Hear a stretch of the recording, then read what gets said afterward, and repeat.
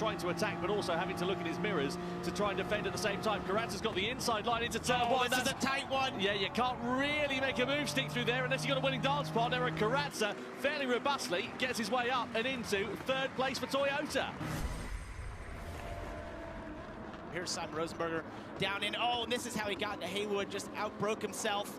Haywood was an innocent bystander there. There's still half the race left to go in this one, and plenty of time for the complexion of it to change. There he goes. Yeah, this is where we go for that move then. Down the back straight, side by side they go. Toyota versus Mercedes. Karatsa makes the move really nicely. Beautiful. And goes through and into second.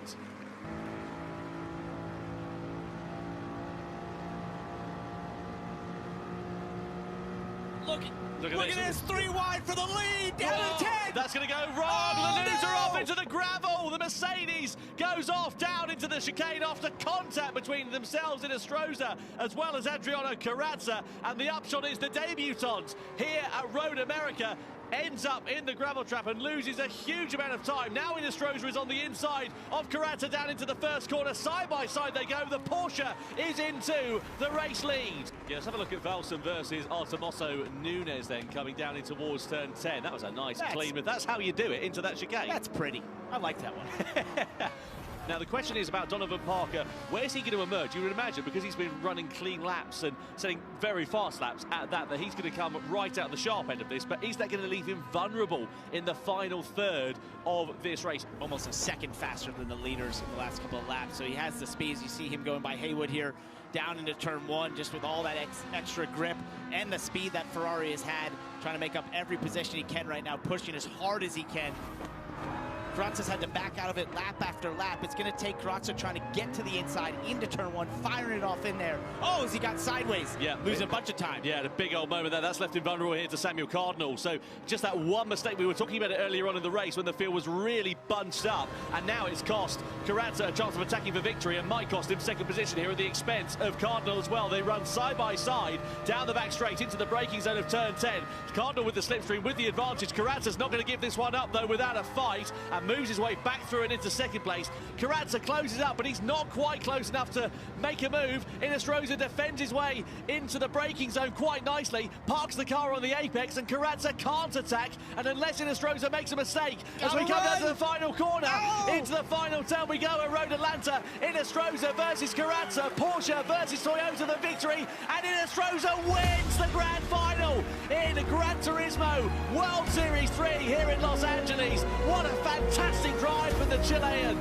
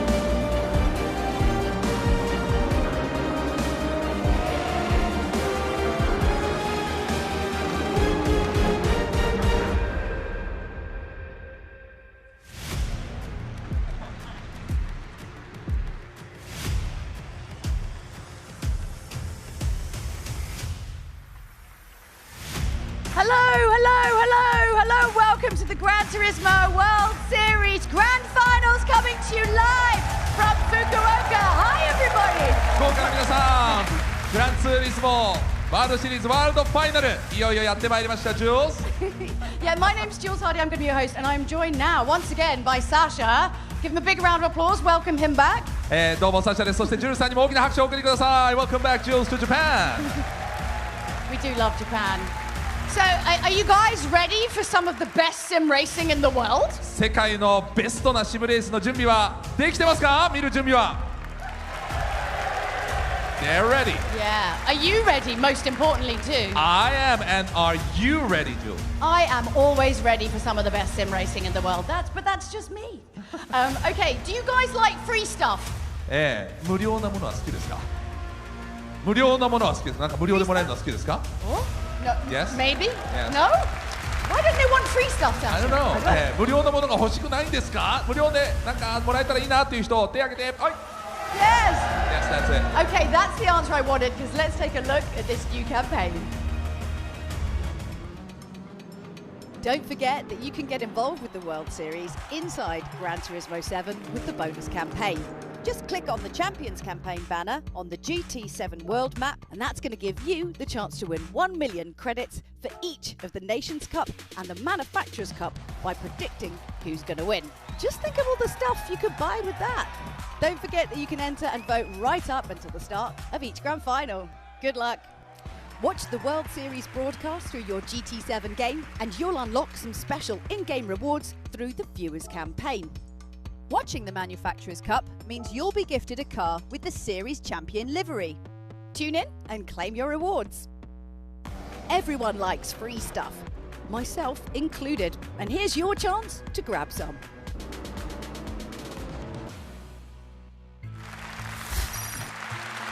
Well, I know you've missed a little bit here and there, Sasha, but Subaru ahead, but like only by a couple of points. Right, only 2 points for Mazda and BMW, right? Yeah, it's really not that far behind. And as you guys who are fans of Gran Turismo know, anything can happen because it's double points in the grand final. Right. 本当にね1位とまだ2位の差が2ポイントということですけど、グランドファイナルはねポイントがダブルになるということで、何が起きてもおかしくないという状況でこの、最終のね福岡を迎えたということになりますね。Yes, Jules? It's going to be super fun. I'm excited. I'm excited you're here for it. But if you missed anything and you wonder like how we got here, you should watch this. I want. Yeah, we'll give you a little bit of a season recap. Okay, ここまでのリキャップを見てみましょう。Ladies and gentlemen, this is what you've all been waiting for. It's time to meet the drivers for the Manufacturers Cup for Gran Turismo World Series 1 here in London. Suzuki is not thinking about that right now. Miyazono looking to the inside. Will he have a go here? Plays him like a fiddle up into third place. There's going to be maximum points in Gran Turismo World Series 1 here in London for Team Subaru and for Takuma Miyazono, who win the grand final. Welcome to round 2 of the Gran Turismo World Series. Well, let's see what will happen. Who will be taking the checkered flag and those all-important 6 points? Strumont getting aggressive and Lever into the wall. Side by side they go. That's going to cost Strumont. Here we go then. Toronto splits the middle. Euro as well. The headlights illuminating the darlings as they blast their way down as they come into the final corners of this race. And are they going to make it? It goes through on the outside to the checkered flag. Kylian Drumont takes victory for Subaru here in Berlin. Absolutely fantastic. It's time to meet our 12 competitors as we welcome them onto the stage here in Los Angeles. Look at this, 3 wide for the lead. That's going to go wrong. Lanuza off into the gravel. Cardinal with the slipstream with the advantage. Carrazza's not going to give this one up though without a fight. Estrosza versus Carrazza. Porsche versus Toyota, the victory. And Estrosza win. What a fantastic drive from the Chilean.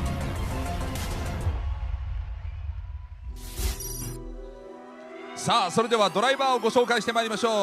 let's meet the drivers and the teams.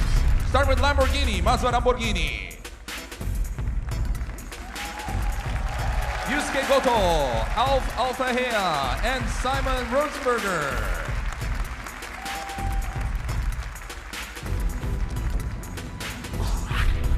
Next, Honda. 続いては Honda. Yosuke Tsujimura, Valerio Gallo, and Trent Jeffrey.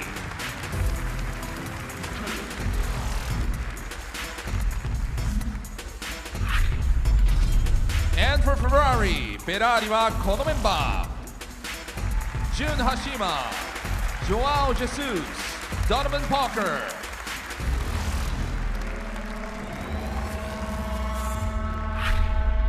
And now for Lexus チームです。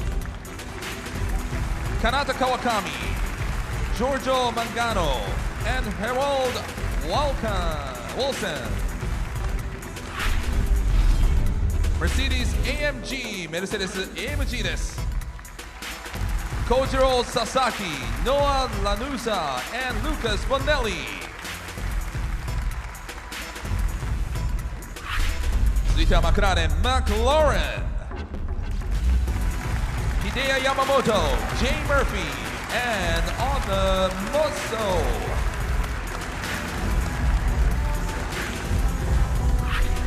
続いてはチーム日産です。チーム日産、Hiroshi Okamoto, Milokai Sejak, and Celso Filho.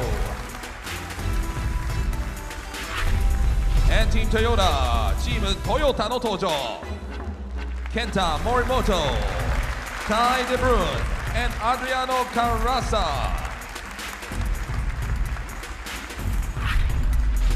Next up, Porsche チームです。Shota Sato, Jose Inostraza, and Jose Serrano and Angel Inostraza. BMW, Seiya Suzuki, Thomas Labutelli, and Randall Haywood. 続いてはチーム松田です。マツダ、Ryota Kokubun, Paul Ura, and Samuel Cardinal.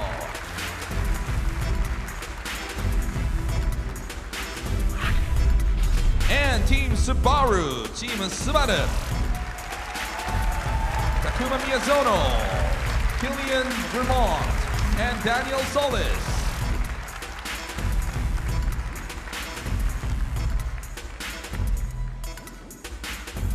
それでは日本国国歌の演奏です。ご起立ください。Please rise for the national anthem of Japan. Yeah, just as an effort.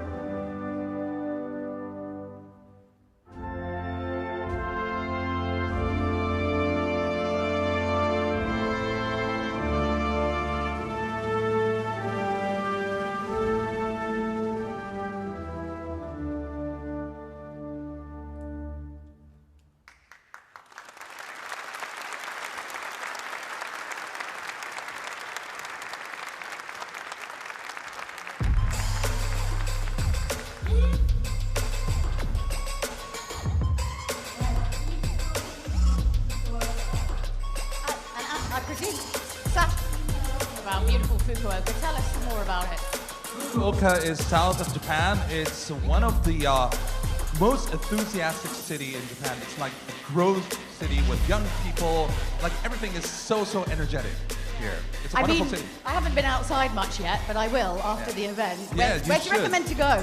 Oh, you should go to the Dazaifu Tenmangu. That's a shrine, and it's a beautiful atmosphere. So a little bit of the calm side of Japan to enjoy.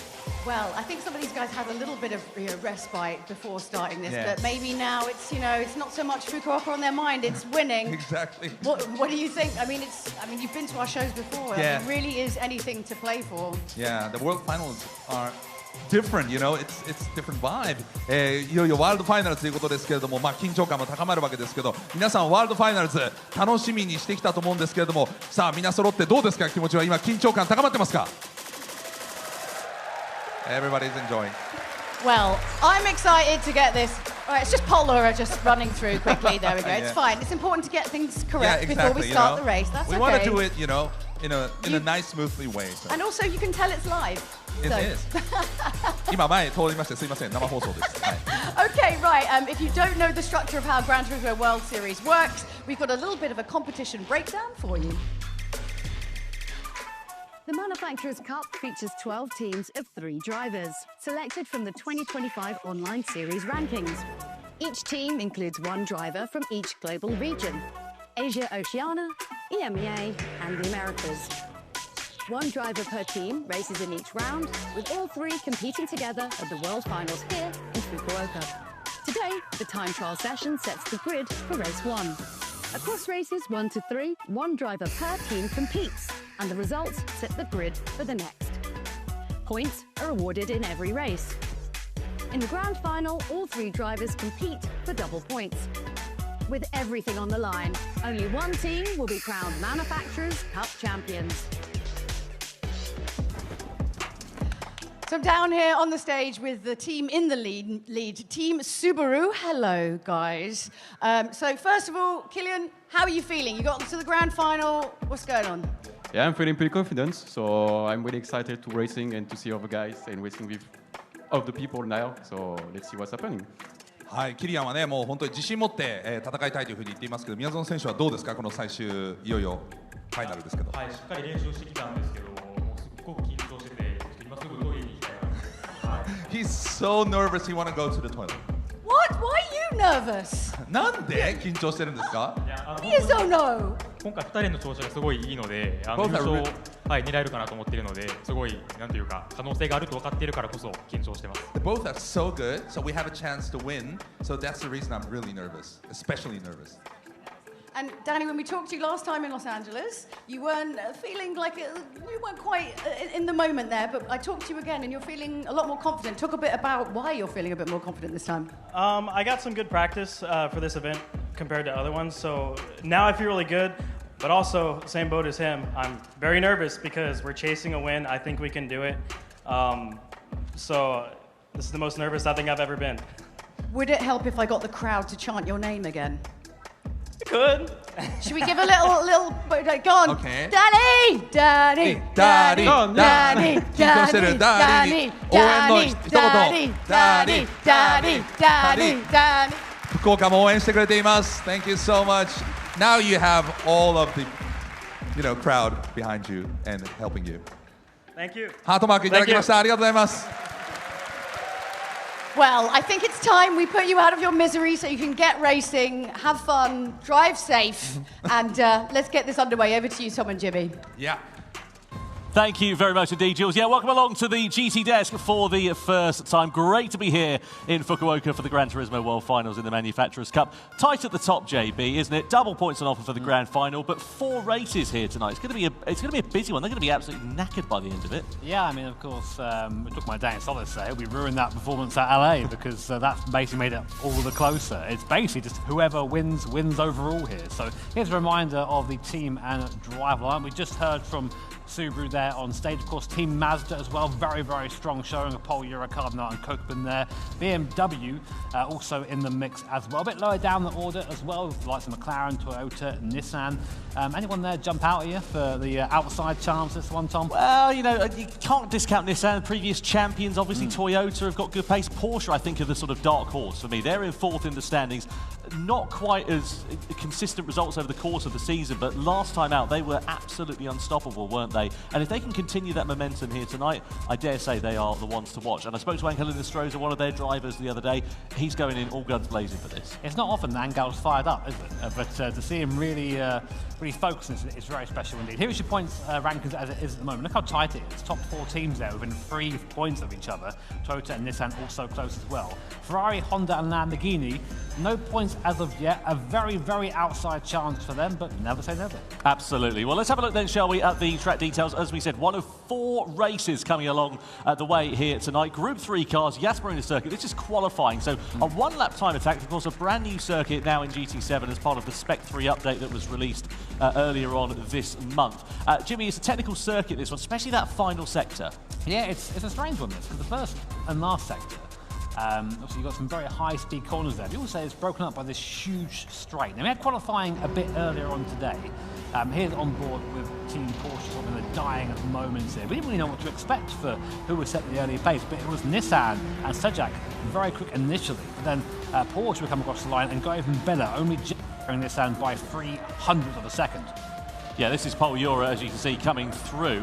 Point to mention as well, AMG didn't manage to get a lap time in at all. They actually got a penalty on their lap, so it was disallowed as a result of track limits. This was Mazda going through, Pol Ura blitzing the field, and then all eyes were on Kylian Drumont and Subaru to try and bounce back from a difficult World Series 3 in Los Angeles a few weeks ago. Drumont was behind the wheel, as we know. He came across the timing line, wasn't quite enough, less than a tenth of a second in it, so it's Mazda that will start the first race of the Manufacturers' Cup on pole position.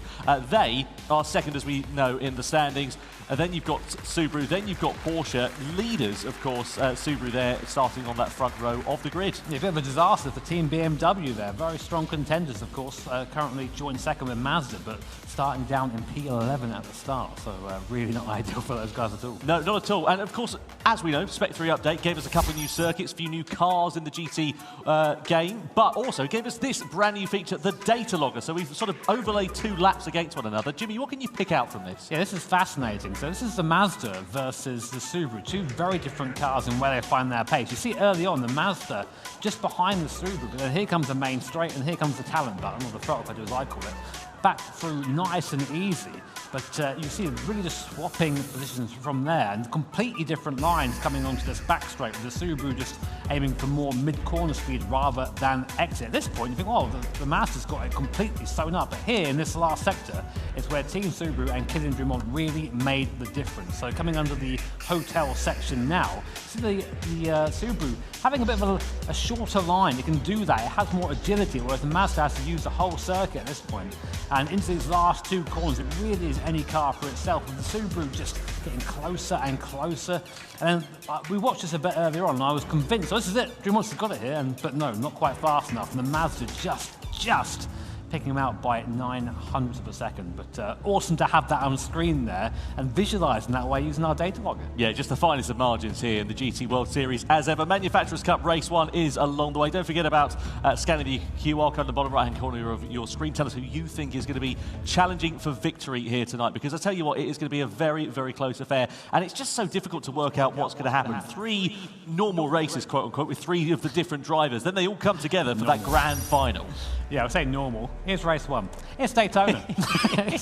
You ever seen Group 3 cars go around Daytona? Well, no, here it is, right here. So 10 laps of the Daytona Oval Circuit. And you know the most important thing about this is we had chat with the stewards, and like we have allowed bump drafting for this one. Usually, if you're aware, of course, that these GT World Series events, bump drafting is outlawed. Not here. So it's going to be a close race, this one. Yeah, you were like the cat that got the Cree when you found out the bump drafting was allowed. Proper. Yeah, it's going to be interesting, this, because you can see the starting grid. So who's decided to drive in this first race? You see Danny Solis, the American driver there for Subaru. Samuel Cardinal will be heading Mazda's charge from pole position. Sato for Porsche there as well. Philo for Nissan, and so on and so forth. I tell you what, though, opportunity does knock here for some of the teams and drivers that maybe didn't go so well in qualifying, because even though you might be starting down the grid, of course, there's a massive slipstream effect at this circuit, so it's an opportunity to make progress where you may not have been able to otherwise. Yeah, for sure. One of those teams, of course, Team Ferrari, who have been gifted with a brand new car for this last race of the year. Last race is a 296 GT3, of course, again, also new to Gran Turismo in the Spec 3 update. A welcome update, I think, for the Ferrari guys. They've been driving that 458 for a little bit, so of course they're shot in the Dunlop tyres. You driven this thing yet, Tom? I have, actually. I drove it at Yas Marina, obviously on Gran Turismo 7, not in the real world. I haven't got the bank balance for that, but yeah, brilliant car. Really excited to see what they're going to be able to do. Anyway, let's go down to Jules and Sasha ahead of race 1. It is now nearly the time for the first race of the grand final for the Manufacturers' Cup for the Gran Turismo World Series 2025. Are you ready? I am ready. さあ皆さん、いよいよレース1の準備ですけど、さあ始まりますけど、盛り上がっていけますか？どうですか？ Yeah. All right, everybody's ready for the race 1. I think they're very ready. Let's see it. In 3, 2, 1, let's go!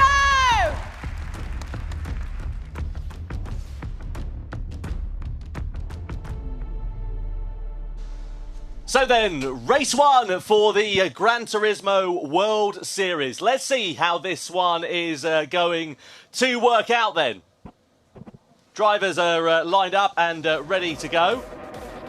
And you can see them here at this Daytona circuit. Pole position, as we know, for Mazda. Samuel Cardinal will line this one up from the head of the grid. Danny Solis in second position on the front row. Porsche, Sato lines up P3.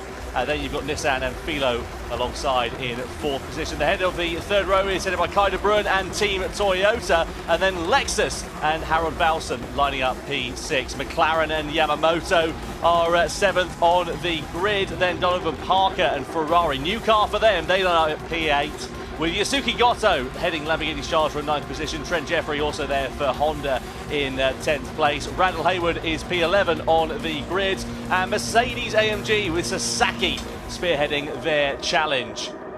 So then, let's see how this one is going to work out. Mazda, as we know, leading the field. Rolling start here, Jimmy. In terms of strategy, not much to worry about, but how do you think this one's going to work out? Well, I mean, strategy isn't really a thing here. It's just trying to put your car in the right place at the right time. This is a completely different type of race for the guys involved in this, and a lot of people are unfamiliar with the intricacies of oval racing. So I'm interested to see who will rise to that challenge and maybe who will falter. Absolutely. Yeah, so you can see the drivers down there in front of the fans, and a massive sold-out audience here in Fukuoka for the Gran Turismo World Finals.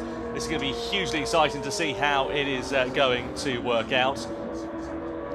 So, let's see how this one goes then as we get ready to go racing Daytona Speedway here for Group 3 cars for the Manufacturers' Cup. Race 1 is about to go green. Mazda will lead the field across the line as we get the Manufacturers' Cup underway for the 2025 Gran Turismo World Series World Finals in Fukuoka. Mazda from Subaru, from Porsche, in towards the first corner. And of course, Mazda are punching the hole in the air for everybody else. Subaru there, you can see in the background already getting into the back of the Mazda as we come through the first corner. Here's Toyota, there's their view. They're all taking a low line through into turn 1. Now they're going to dart out of the slipstream on this long back straight. And let's see how this one is going to work out. So Kai de Bruin, we're on board with him in the slipstream here. 5th position for him so far as we come through in towards the second part of this circuit.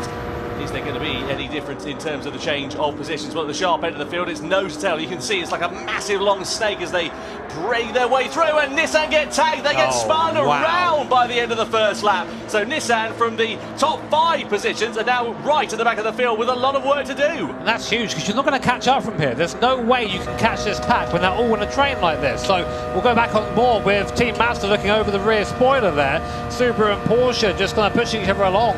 I'm interested to see if we're going to see any other groups try and form a second lane here, because right now at the bottom everyone's just sitting there hugging that yellow line. Very important to say you cannot cross that yellow line or it's an automatic penalty. Subaru there trying to push Team Mazda along. No one can really break away, so it's quite surprising to see Nissan go hard that early and get spun. I'd be interested to see a replay in that. So, as we keep going, here is Team Mazda, Team Subaru, Team Porsche leading your standings right now, the front runners. Team BMW down in 9th place. Here's on board with Lexus, and there goes Team Porsche, one of our champion, and Team Subaru too. 2 of our championship contenders are around already. Team Mazda now out front on their own. Red flag, race has been stopped. Yeah, well, the Restoration were talking about that, Jimmy, as a possibility. Restoration were talking about that as a possibility. They were saying that if there's a big incident like that, they could throw a red flag. That's exactly what has happened. A disaster for the drivers. A good opportunity, though, for some who were involved in that misfortune. And, you know, look, let's see how this is going to work out here. Because what will happen now is the grid won't be set from where they qualified. It'll be set from just before the red flag was thrown, essentially. They'll go back, I imagine, to the previous sector. Yeah, I mean, a lot of these guys don't have oval racing experience, you know, and that kind of shows there at the start there. As Donovan Parker goes to check his Twitter, why not? Get on there straight away. Other websites are available, and I'd encourage that. As we now wait for the race to be restarted. So yeah, as you were saying, Tom, Team Nissan were involved in that, Team Porsche were involved in that, Subaru were involved in that. So for these guys, it's a bit of a saving grace. Yeah, absolutely. This is an opportunity for them to just sort of sit there and work out, what their strategy is from this point on. It's always difficult when you get a red flag situation like this, and particularly difficult as well in the early stage of that race. No real chance for it to unfold, work out sort of who the outliers are, who's got the pace, who's got the potential. And someone who will know a thing or two was Mick Eszau. We just saw him there on the left-hand side of the screen, former champion, of course, now very much involved with the GT World Series in another capacity. And I imagine he'll be giving you a few tips and tricks of the trade. Tips: don't crash, especially at Daytona, because. Guys, it's a circle. It's flat out. You can do it. But there's Danny Solis. Interestingly, I thought maybe some of the American drivers have a bit of an advantage here, because these guys, over racing much more prevalent in the US than it is pretty much anywhere else in the world. But awesome to have our live audience here as well, being treated to the first red flag of the day. There is Randall Hayward, Hollywood Hayward, as referred to as Jordan Greer, the GT Planet boss man. So, still watching, still waiting for our race to be reset. And, I've taken part in a few oval races myself in sim. It's very tricky, trickier than it looks. It's all about it's a high-speed game of chess, basically. You're just trying to put the car in the right place at the right time, and try and find someone to work with to push to the front of the field. And I do wonder if these guys maybe discuss that a bit at the front of the race. Some of the teams thinking, hey, listen, we're a bit further down the field, let's work together and try and push through and get to the top for race one. Well, it hasn't worked for some of them, has it? Because they've ended up facing the wrong way. Yeah, Team Nissan pulling the handbrake there. We advise against that. Yeah, it's generally frowned upon. Obviously, Team Subaru caught up in strife there as well. They were into bother, and I wonder how this is going to play out for them from this point on. We need to work out what the starting order is going to be after this, because we're going to go back to a previous sector. Will they be able to line up in sort of 4th or 5th place or wherever they were, or will they be right at the very back of the field? They're at the back of the field. I mean, it's not an absolute disaster, but it's not ideal, is it? So what? I mean, what red flag? So why do they end up throwing a red flag there, Tom? Because So essentially, Race Direction had a conversation, because it's an oval race. There's a lot of instances. There's a chance for things to go wrong, exactly like we've had there. They said that if there's a big pile-up, if you're racing at Daytona in NASCAR or IndyCar or whatever it might happen to be, like it is, if you got an incident like that, big wreck, you'd end up with a red flag. So they're doing it exactly the same in real life, and a chance to go again, chance for the drivers just calm down a bit, and by their time, we haven't had many oval races in the GT World Series. Last time we did, I believe, was 2019. Long time ago, and remember how that went.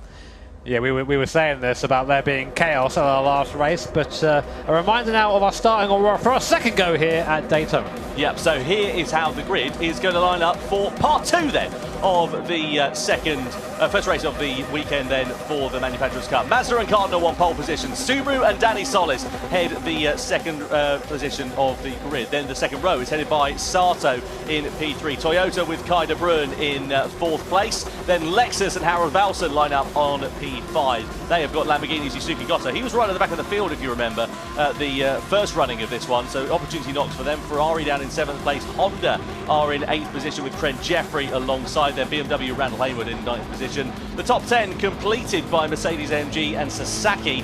Then you have got McLaren with Yamamoto. Let's see what progress they can make. Nissan down there, though, in 12th. Philo with a lot of work to do, considering that they were originally starting in 4th place. It has not gone well so far for Nissan. They were involved in that big crash that we saw, which brought out the red flag ultimately. So now down to 6 laps of action then, and let's see how this one is going to work out. Originally it was a 10-lap race distance, now down to 6, so slightly reduced race distance. I'm sure opportunity knocks for some of the teams and some of the drivers, but it is going to be very interesting to see how this one is going to work out. And also for Subaru there, they can thank their lucky stars really, because it did not work out at all. No, I mean, like I said, getting sort of shunted to the back of the pack there is not ideal. But another go here now as we roll around, rolling start, as we come to the start-finish line. 6 laps and the Daytona Oval Circuit. High speeds, high risks here in the first race of the grand final of the Manufacturers' Cup. Will Team Mazda leave from the get-go? Will Team Subaru manage to not spin around this time? Let's find out. Absolutely. There we go then. The restart is about to get underway for the first race of the Manufacturers' Cup for the 2025 GT World Finals. Mazda across the line first with Subaru and Porsche slotting in behind in second and third place then respectively. We come through and in towards the first turn. Now we saw a lot of drivers going for the low line through the first time. They're already starting to bump draft through the first corner, and that's the problem when you get bump drafting in a situation like that through a corner. You can turn these cars around with almost your little finger because they're just on the ragged edge of adhesion. Now down the back straight, now we'll see how effective this slipstream is proven to be. You can see Subaru and Mazda working together here, bumping one another as we come down this back straight. Is anybody going to pull out of the slipstream, go for a higher line in towards this left-hander? No opportunity moving there for Toyota. They go towards the sort of middle line of it, but you can see them moving around constantly at this point of the corner.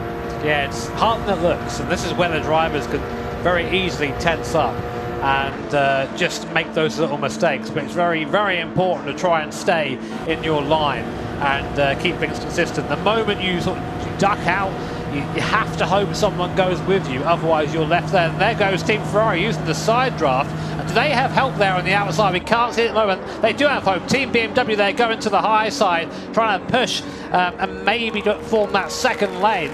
They've got no other choice, BMW. There's no other way they're going to get through otherwise. So points to the top 6, just to remind you, in this race. And in terms of the points as well, you get 6 points for the victory, all the way down to 1 point for 6th position. Now Ferrari, they're going for that higher line on the outside. They've got Lamborghini on the low side then here as we come down this back straight over the timing line. And let's see how it's going to work out then. So we begin lap 3. Mazda it is that leads. Subaru are in second place. Then you've got Porsche in third position, followed by Toyota, followed by Lexus. Over in towards the first turn we go. You can see bumping and barging in the sort of mid to latter pack as they sneak their way through. We're not seeing anyone going 2 by 2 through these first couple of corners. Down this back straight we go though. Are we going to see positions beginning to change hands? There's not a lot of time now, of course. Original race distance 10 laps, now down to 6 laps, and we're already at the halfway stage as we're on lap 3 here. At the moment it's still Mazda, Subaru and Porsche who lead from the front. Yeah, I mean, you have to start doing something different now and think about it again. All I've seen really is the Team Ferrari and then Lamborghini. They've touched Ferrari. They just went under the bottom line there. Car spins around, Ferrari out as well. No fault of their own. And then there were 10. So Ferrari, who were trying to invent something around the outside, in the end just got collected in something that was not their fault. But now Trent Jeffrey has another big one. Boys, sort it out. Come on. Not good at all there for Trent Jeffrey. He's going to be bitterly disappointed for that, as will the entire Honda team. We're 2 by 2 in the background. Now we're starting to see the action taking place. But is it enough for Mazda and Subaru? Have they broken away into a lead? Not really, because it closes up at the end of the back straight. So we come through in towards the final turn on this Daytona Oval. Now we're going to start to see Subaru beginning to pull some punches. The problem with that Subaru is it's very quick in technical corners, on technical circuits. In a straight line, not necessarily so. So they have to sit in the slipstream here at this point and hope for a bump drop there for Porsche. Across the line we go. Penultimate lap now begins. It's still Mazda that leads, Subaru in second, Porsche in third, points down to 6th once again. Just to remind you, at the moment it's Nissan who'll be the final point scorers. Is anyone going to take a risk here? I mean, we've seen what's happened to Ferrari, Lamborghini and Honda. You take a risk, you get shunted. So, I mean, there's nothing you can do. They're all one a turn right now. Mazda in the fortuitous position of leading that pack, but you have to think you're all just waiting. It doesn't matter where you are here, it matters where you are crossing the line and in the next lap. Right now, Mazda will be the victors, but I've got a feeling it's going to get a little bit more spicy before we get into this race. Yeah, you get the sense that this is going to start to bubble up. What a disappointment, though, for Lamborghini and for Ferrari, especially for Ferrari, that brand new 296 car that they are competing with here this weekend. Let's hope that their second and third races, respectively, go quite well. We begin the final lap of action, though, at the Daytona Tri-Oval. So, Mazda from Subaru, from Porsche, as we come down in towards the first turn for the final time.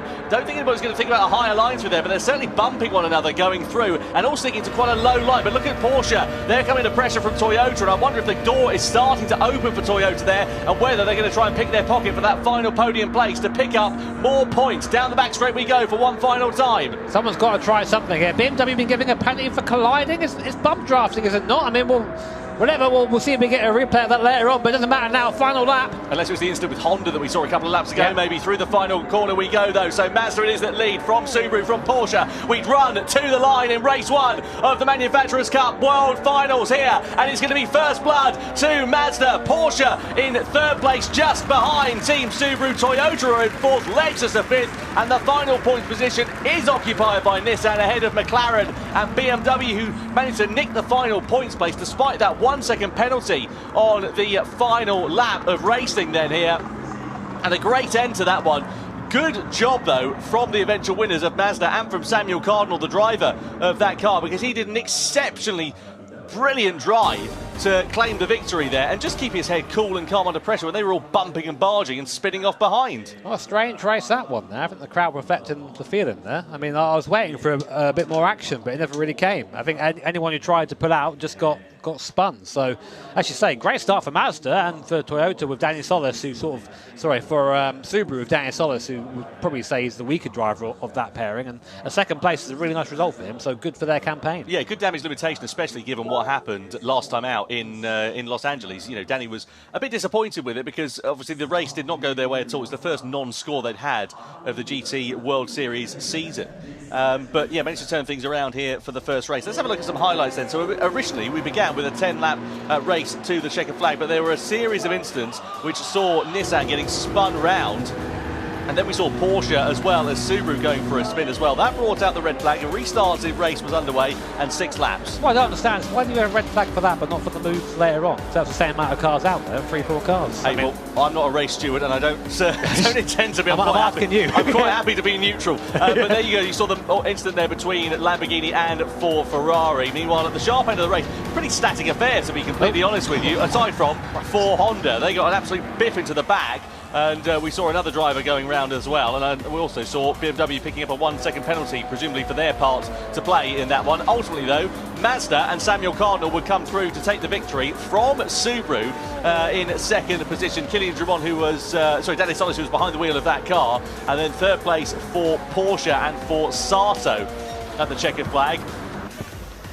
Great job for Cardinal, great job for Mazda. 6 points on the board then here, and let's see how it's going to affect the final point standings after that first race. So you can see then here that race 1 was won by Samuel Cardinal then, and Mazda, Danny Solis in 2nd position, Sato in 3rd place. And a brilliant job for all concerned. Yeah, really nice points for Mazda, Subaru and Porsche. Of course, one of the big contenders, BMW, scoring relatively few points in comparison. That will drop them down the field somewhat, but hopefully they can recover. Yeah, points all the way down to 10th place, I do beg your pardon. That's my error on that part. But yeah, points all the way down for there. So let's catch up then with Samuel Cardinal, who is the winner of that one. Well, hi. Samuel, how you doing? Indeed doing all right. Yeah, that was quite intense. How was that for you? I mean, it was an oval. It was also an easy race, but thanks to Paul for the pole. It was simple to drive, so I don't really know what to say really about that one. This will be fun one. ストレートな、レースで、今までとは違うんですけれども、とにかくポールのおかげで、ずっといられたということなんですけれども、後ろから1回ね、外側に出てくるのもありましたけれども、その辺で後ろからね、相手が来るっていうのを恐れたりしなかったんでしょうか。So there were one attempt from the outside, from behind, you know. Weren't you worried? People, you know, the other cars coming from behind, from the outside, you know, to overtake, to attempt to overtake. Honestly, no. The inside line works a lot better. Yeah. The inside line is a lot better. The outside was real not to worry, but it is what it is. So you're very casual. Very casual. 本当落ち着いてますけど、いや全然大丈夫。外側の方が大変なんで内側にいれば大丈夫だと思いますって言ってますけどね。He's so down to earth. Very down to earth. So, any advice for Hull? What are you gonna just keep the position? Yeah, keep the position and don't crash. It's gonna be all right. I think we are in a real decent position for the title, so we take those indeed. はい、もうね、タイトルに向けてはいい場所にいると思うんで、とにかくトラックポジションを失わないことが大事だというチームメイトへのアドバイスでした。Right? Good advice for life. Drive fast, don't crash. Preferably. Exactly. You know, it's optional. 人生経験と一緒ですね、人生の教え、早く走って、そして、こうクラッシュしないことということですけどもね、いいアドバイスでした。Alright, that's a winner of race 1. Thank you and congratulations. Yeah, big congrats. Let's give him a round of applause. おめでとうございます。大きな拍手をお送りください。All right, let's throw it back up to Tom and Jimmy. Sasha there as well. So let's have a look at the World Series points rankings then. So points down to 10th place in that race, and of course more points on offer here as well. So you can see there Mazda taking the spoils. They now lead the standings from Subaru in second position. Well, they're tied on points there at the top as well, as you can see. Porsche now up into third place at the expense of Toyota as well. So it's getting pretty frantic there in the certainly the first half of the table. Yeah, look how brutal that was for BMW too. They were tied with points at Subaru start of this, and now they're down in 5th, 9 points behind. But still 2 or 3 more races, I should say, including the grand final, yet to go. So still all to play for, but definitely a blow for the German brand. Yeah, and of course that grand final is double points, as we know, so plenty on offer for the drivers and for the teams. But at the moment, it's advantage to Team Mazda. Subaru, as we say, still very much there in second position, and Porsche slowly starting to creep up with that third place finish, now getting themselves ahead of Toyota for that top 3 position. Keep an eye out for BMW, for Nissan as well. I have to say, quite impressed with Nissan's recovery in that race. Let's not forget, they were right at the very back of the field. They managed to part the seas, as it were, for Philo, and got himself up into 6th place at the end of that one. You can see Samuel Cardinal celebrating at the end of that. He knows that his hard work at this first phase of the event is done, but there's still plenty of time for things to change. Race 2 is coming up. We are, of course, in Fukuoka, at the home of one of Polyphony Digital's 4 studios, and we had a chance to have a look around the studio yesterday. JB, what a wonderful place. That's a little treat. I tried to see if I can get hold of any goodies there, but the security's really good. I was tackled at the door. But no, amazing place to get an insight into what goes on behind the scenes here, of course, at GT. But yeah, I think our competitors enjoyed it too. Absolutely, yeah. And at race 2 as well, we know that's going to be a pretty interesting, pretty exciting affair. And of course, a different set of circumstances as well. I have to say, that first race that we had, I was expecting a bit more at the sharp end of this one. But now we move over to the Autopolis International Racing Course, of course, in Group 3 cars. But as you can see, intermediate and heavy wet tyres. 5 laps as well, so not a particularly long race, this one. The grid order is reflected by the race results, that's how it's defined. But, you know, wet conditions on a very technical and tight circuit with a different set of drivers as well. I don't know what's going to happen here. Yeah, for sure. I mean, we see here some drivers a bit best foot forward, a lot of the cases here. Paul Ura, Miyazono, Serrano involved here as well for the top 3 drivers. But of course, having the mixed conditions means that different cars are going to do better in different circumstances. We tend to say that the mid-engine cars, they can be a bit more sketchy with that, with the weight towards the rear of the car. But front-engine cars like this Mazda RX Vision, for example, 10 years old this is. Yeah, I know. When did that happen? I know, because the thing is, it looks like it was, you know, developed 10 minutes ago. It's so modern looking, and it's such a unique sounding car. 439 horsepower, front-engine, rear-wheel drive. And as you say, maybe a bit more stable in conditions such as this. So that might prove to be a beneficiary for Mazda. And given the fact that they're now joint points leaders with Subaru, who's also got a front-engine rear-wheel drive car, let's see whether they can, you know, bring that fight to the sharp end. Yeah, and you've got Paul Ura behind the wheel, you know, someone who's incredibly experienced. And look at this. The amount of talent in this image is far beyond what my small brain can comprehend. You've got Jose Serrano, leader currently of the Nations Cup, Paul Ura, second in the Nations Cup, and a 4 billion time champion to give him Miyazono in the middle there. Yeah, it's some proper royalty we've got in the GT World Series. And in terms of Paul Ura, of course, we know that he got himself onto pole position for Mazda last time out as well in qualifying. Anyway, let's go down to Jules and Sasha ahead of race 2. さあレース間もなくということになりますが Everybody's ready for race 2 皆さんレース2はこの後も楽しんでいきましょう Fukuoka is ready. I don't know if I'm ready, but it's too late, Sasha. Okay. Yeah, you ready? I am ready. Let's go. Race 2 is right around the corner. Sure.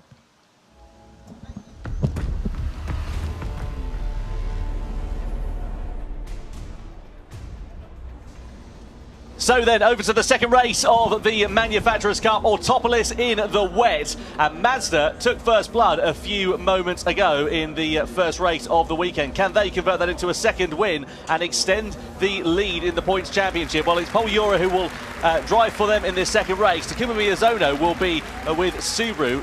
on the front row of the grid. Then you've got Jose Serrano for Porsche in P3. Morimoto for Toyota lines up in 4th position ahead of Lexus and Kanase Kawakami in P5. Of course, former double champions. Then Nissan, also former Manufacturers' Cup champions, lining up P6. Arta Mosso is 7th on the grid, and BMW with Thomas Labutale lining up in P8. Mercedes-AMG and Lucas Bonelli lining up in 9th position, and P10 is Honda with Sujimura. 11th place Lamborghini and Alifa in that final row of the grid, with João Jesus for Ferrari. A lot of work for both Lamborghini and Ferrari to do, and not a lot of time to do it in here, Jimmy, because it's only a 5-lapper. Yeah, I mean, this is going to be tricky for the guys here, because they're going to have to try and experiment with grip levels with something they've not had the chance to do so yet. I mean, Autopolis is a tricky circuit, the best of times. Add into the fact now that you're in wet conditions, there's spray from the car in front of you lower down the field. I mean, Paul Ura's in pole position in 2 ways, really. One, he's literally there, and 2, he hasn't got that spray to deal with, so he gets a much easier job going down to T1 for the first time. But interesting to see which cars and which teams really make the most of these conditions. Well, just a reminder, points, of course, awarded down to 10th place in this race. 12 points on offer for the victor, 10 points for second, 8 points down to third, and then, of course, as we know, points all the way down to P10, and double points for the grand final. In terms of double points, a little bit more than that, actually, because it's 24 points in total for the victory. But more on that a little bit later. Let's get ready, though, to go for race 2 of the Manufacturers' Cup here in Fukuoka. It's time to go racing at the Autopolis Raceway, with Mazda across the line first, from Subaru, from Porsche, as we come in towards that first corner in the heavy wet conditions. So wet tyres available for the drivers. No need to worry about any pit stops in this race. It's not really going to be set to dry out, but who's going to be able to master these conditions in the wet? So Subaru there in 2nd position, with Porsche, who are in P3. And are we going to see Porsche getting an early advantage here on Subaru? Well, it certainly looks like it. They're going for the outside line here, and they're going to go sweeping around the outside. Are they going to make that move stick? Absolutely brilliant there for Porsche and Passato, getting the better of Subaru, and for Takuma Miyazono, who drops himself down into 3rd place, as we see Nissan versus Toyota for 4th place in the background as well. Yeah, Nissan, they're chucking the car in and knocking Toyota out of the way, so I'm not sure the stewards are going to enjoy that one, but a robust move there from the 4th place team. Currently on board with Takuma Miyazono, looking at the back of the Porsche, went around the outside of him there. It just goes to show that different lines work in these wet conditions. Driving on the rubbered up dry line is a good way to slide wide, so you've got to try and avoid that, as Team Toyota making their way back by Nissan. McLaren in the background too, trying to wind their way through, as the Nissan scrambles for traction and corner exit here. Treacherous conditions for these drivers, and that spray as well really makes things difficult. Yeah, it certainly does, coming down to the bottom of the circuit. Look at the advantage that Mazda have already built up, about half a second or so. Doesn't sound like a particularly huge amount, but it is quite significant, especially at this early stage of the race. Looking here at Morimoto then in the Toyota, Nissan very close behind Hiroshi Okamoto, the 2 Japanese drivers in the 2 Japanese manufacturer cars, in 4th and 5th place there respectively. Can they make an impact here on this race? Through the left-hander and then through this long, lazy right-hander, which completes the lap. And you can see the difference in lines there. Nissan trying to go for the inside line. Is that going to work on Toyota? Well, they've got track position. It's just going to sort of converge as they come through the left-hander. They're going to be shuffled to the curb on the outside, and Toyota might be able to pick the advantage back between them. They bang against one another as we come down the start-finish straight, but Toyota then into 4th, Nissan still sit there in P5. Yeah, all this squabbling just lets the top 3 get away though. Nissan, big launch, they've turned Toyota off into the corner pocket, goes Team Toyota into the gravel trap and down to last place. What a shame, because these guys were looking good in the standings. That's going to be huge for them there. You can see the teammates not happy with that whatsoever. Can't really blame them there. For sure, I'm penalty for Team Nissan. No doubt about it. Stewards are going to be looking into that one, but Morimoto will be bitterly disappointed with that, as will the whole Team Toyota outfit. And, well, Nissan, as you say, I imagine that Okamoto is going to be facing some kind of sanction for that incident. Meanwhile, Mazda it is that lead the way. Let's have another look at it. So you can see here, Toyota in 4th place, Nissan going for that lunge on the inside. The gap is there, but unfortunately, it sort of 2 doesn't go into 1, and, well, you see what happens. Toyota straight to the scene of the accident. Yeah, the gap was there until it wasn't. I think that was Karatsa driver in the car there, so he ain't going to be happy with that one. But back in the front of the field, Paul Ura doing a good job fending off the attacks of the Team Porsche there. Who's at the wheel of that one, Tom? Is it Serrano's at the wheel of that right now? We know how fast Serrano is. Sorry, it's Serrano is at the wheel of that one, yeah, beg your pardon. Yeah, there he is. No, he definitely is Serrano. But yeah, we know how quick he is. very strong team for Team Porsche. You know, Angel coming in and saying we've got a chance here. They really do.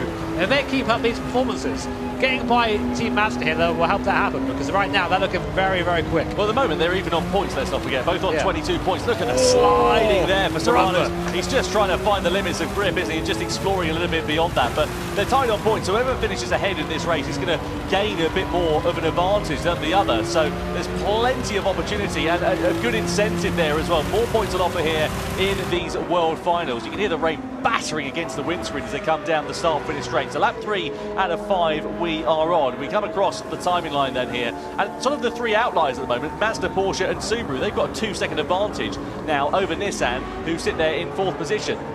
So we just, I mean, that's down in part to the contact earlier on, but Porsche are looking very aggressive, looking to make a move maybe on Team Mazda. He likes the outside move here, does Serrano. Will he get it on Paul Ura? He does, round the outside goes Jose Serrano for Team Porsche, passing his teammate, his Spanish teammate there, Paul Ura in the Mazda. Man, these guys really are going at it, aren't they? And in the back there, Takuma Miyazono trying to follow his way through. These top 3 cars giving us a hell of a show. This circuit really does suit the Subaru there in 3rd place as well. So let's keep an eye out and see what Miyazono is going to be able to do as they make their way through. And now the circuit begins to open up a little bit in this sort of mid-section of it. We flick through this right-hander, and this is a bit of an Achilles heel for Subaru. It's a very good car in technical parts of the track. On the longer straight, not so good because it didn't have the same straight line speed. This is Lexus versus Lamborghini down to the first corner. Oh, Mercedes and BMW, and Lamborghini just come careering into the side of them. So Lamborghini really suffering some misfortune in this race, and Gotto, the aggressor in that one, unfortunately, I think there's going to be more penalties coming their way. There's a lot of this going on. It's really hard to pick your braking zone down there, and unfortunately, if you're on the outside ahead of them, you kind of act as the brake, and of course that'll be looked into by our stewards as well.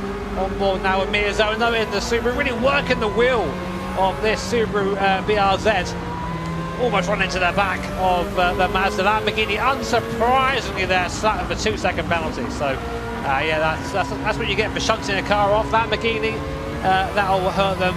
Well, to be honest, they're a 7th now, but 2 seconds to put them down to about where AMG is. Now here's where we see the weakness of this Subaru. Runs out of puff on the straights, but very light, very agile. In that draft, actually, wasn't falling back too much. No, okay, the slipstream at the moment. Let's see whether Miyazono can use that to his advantage coming down towards the first corner. Mercedes and BMW under investigation there as well. Still nothing on Nissan and the contact that we saw in towards that first corner as to whether they're going to be picking up a penalty for their part in the incident. BMW look like they're out of this one though, as Laboutelet has not come across the line in a fair amount of time. We come through this left-hander though. We're now on the penultimate lap of racing here. This is a favourite overtaking spot that we've seen over the course of this one, and now are we going to start to see Miyazono coming through? There is BMW, there is Laboutelet, who clearly looks to be suffering from what appears to be some kind of a technical problem, being stranded on the side of the circuit. But I have to say, Jimmy, the rain intensity looks to have decreased somewhat in the sort of latter stages of this race. I don't think the circuit's going to dry up significantly, but it's definitely a bit less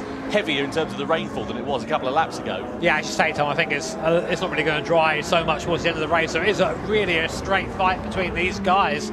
You can see going into this hairpin there, the lock that Paul Ura and that Mazda on, just crossing the wheel over, trying to get some grip out of those front tyres, but just scrubbing across. And it's been a great race from Jose Serrano and that Porsche, really showing what that car can do in these conditions and flirting with danger, touching those curves in the wet, always a little bit scary, but not for these guys, proper pros here as we watch Miyazono again. This is where this car is strong, this Subaru, really quick for these last couple of corners, but what can we do about it?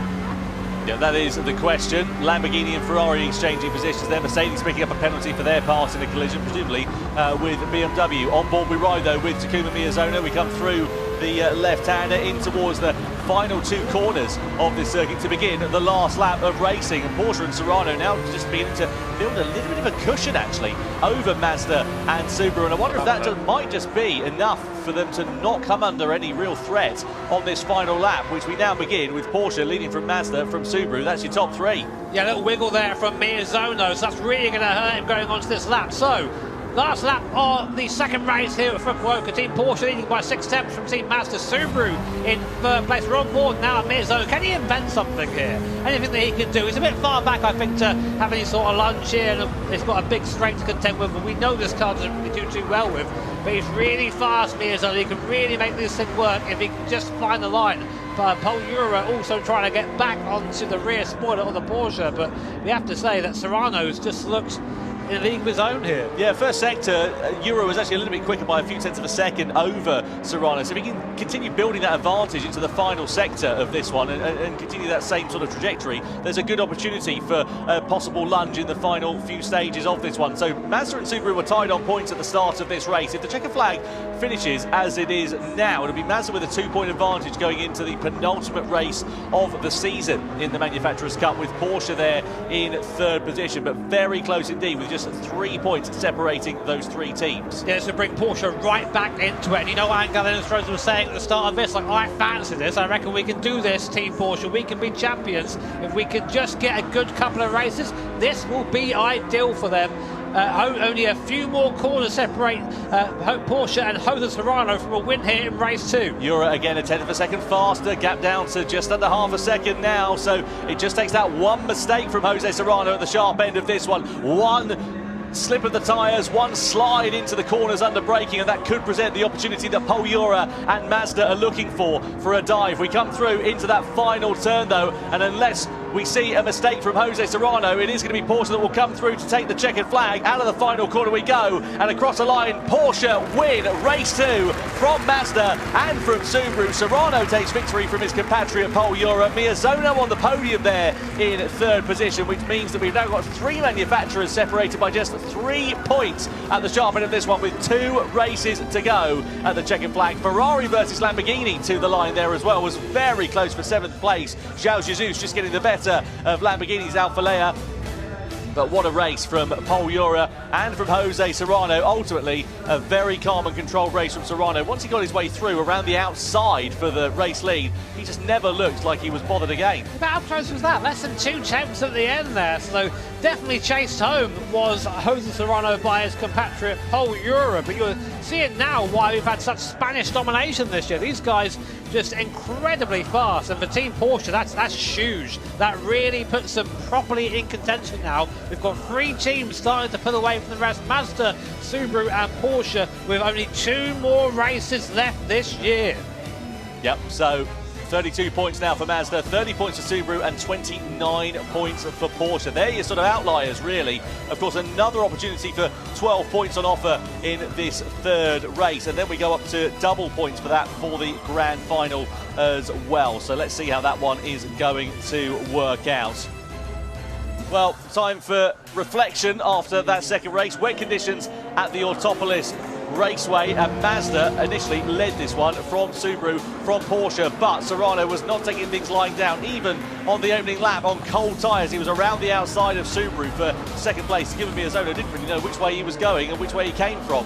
We saw some drama though between Toyota and between Nissan. They had a bit of hip and shoulder going through the final sector, and that ultimately set them on a trajectory for contact. Going down towards the first corner, Toyota versus Nissan. Nissan diving to the inside line. Ultimately, it sent Toyota into the gravel. I didn't even see an investigation for this, so I have to assume maybe there wasn't contact, maybe the Toyota just got on the brakes, but there definitely was contact here. Hits the Lamborghini, getting it all wrong, hitting the BMW into the Mercedes. The Mercedes there, and Benelli just an unfortunate victim in all of that. Yeah, disappointing there for them. Not disappointing though for Jose Serrano. Look at this, an absolute worldie of a move on the Mazda of Paul Ura. Just sent it around the outside like they were standing still, really. Got his way through and into the race lead. Nothing that Paul Ura was able to do at this point. He did try and close up and did, in fact, make a dent into that race lead in the closing stages of it, but ultimately was not enough to depose Serrano of victory for the Porsche team here tonight in the Manufacturers' Cup. Vamos! Vamos! There you go. Great job from Jose Serrano, good job from Paul Ura. 3 teams now separated by 3 points at the top end of the order. Let's just remind you of the results. So Porsche taking victory with Serrano ahead of Paul Ura's Mazda. Miyazono in third place, ahead of a quiet race actually at the end for Okimoto. Not at the start of it, but at the end of it, not really much to mention for them in fourth position. Just ahead of Artemosso's McLaren and Kanata Kawakami in sixth place. Points, of course, all the way down to 10th place. One DNF in that one was Thomas Labouchelet, who failed to take the checkered flag. And that pretty much puts BMW out of it. You know, they were such a strong contender coming into this this round here at Fukuoka, but with that DNF, no points scored and a poor race won, that's probably them out of it. Absolutely. Well, let's then go down and catch up with the winner from that one, Jose Serrano for the Porsche team. They take victory in the second race of the evening. Yes, we are joined by race 2 winner Jose Serrano. Hi, how are you doing? You seem really casual about that. Everyone's very casual today, or maybe it's just all inside. I don't know. Well, Well, みんな落ち着いてるね。まあねっていう感じですけども。Well, so yeah, I so happy with the win again, and yeah, so happy with you here in the interview. Oh, I'm not part of the prize, but thanks. 勝てて嬉しいのとね、インタビューされて嬉しいよって言われて、いや商品の一つでは私はないんだけれどもねって言ってますけども、ね、オーバーテイクがすごかったんですけど、雨の中のオーバーテイクリスクもあったと思うんですが、so there was a lot of risk, you know, overtaking in the rain, but you went there. Yeah, you managed to do it.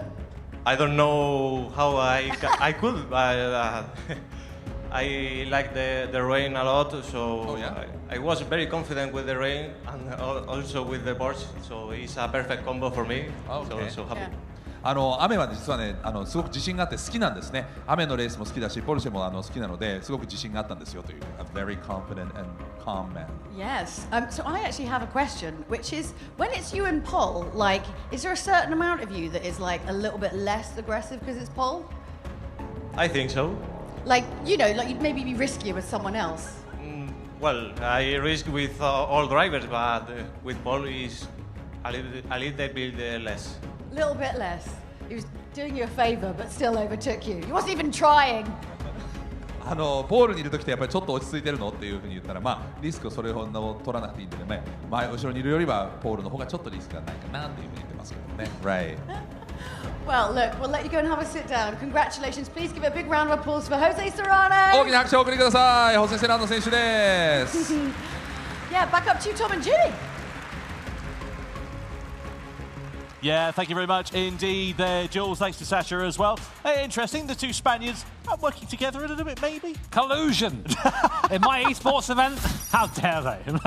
It's, yeah, of course, you know, these guys work together, so they're definitely going to race differently. Here are your standings then. A reminder, of course, look how tight it is at the top. 3 points separating our top 3 teams with double points. That's basically nothing. No. But Nissan are there, look. There's a chance still, Tom. There is a chance. I mean, look, what, you got 12 points on offer for the victory, points down to 10th place, double points on offer for the grand final. It's still all to play for here. Anything can happen in the GT World Series, and to be honest, it usually does. I will say one thing, though, and I know I don't want to count this too soon, but we've never had a non-Japanese winner of the Manufacturers' Cup in the entire time that we've been doing this, believe it or not. Could Porsche be the first one to take that mantle here tonight? Yeah, no pressure, Porsche, if you heard that, by the way. Zero pressure, but of course the home crowd there, I'm sure, rooting for Team Mazda, Team Subaru, and any other of our Japanese brands here today. Yeah, absolutely. You can see for BMW, difficult time though for them really. You know, first race didn't particularly get off to a brilliant start, and you're like, okay, well, you know, maybe it could get a little bit better. Race 2, disaster. Again, 3 events are worth of points. They came into this event second, and all it took was 2 races here in the finals. And I say they're out of it. I mean, they are still there. It is still mathematically possible for them to win, but that's really not going to help them there at all, being down 7th now. Yeah, no doubt about it. Well, anyway, let's go down to Jules and Sasha once again and catch up with former GT champion and also Super Formula race winner, Igor Fraga. Well, yes. Hello, everybody. You having fun? Yeah, good time? Love that. Now, obviously, we've seen some pretty exceptional racing already today, but we thought we'd bring out someone else who's a little bit exceptional. So please give a huge Gran Turismo welcome to Igor Fraga!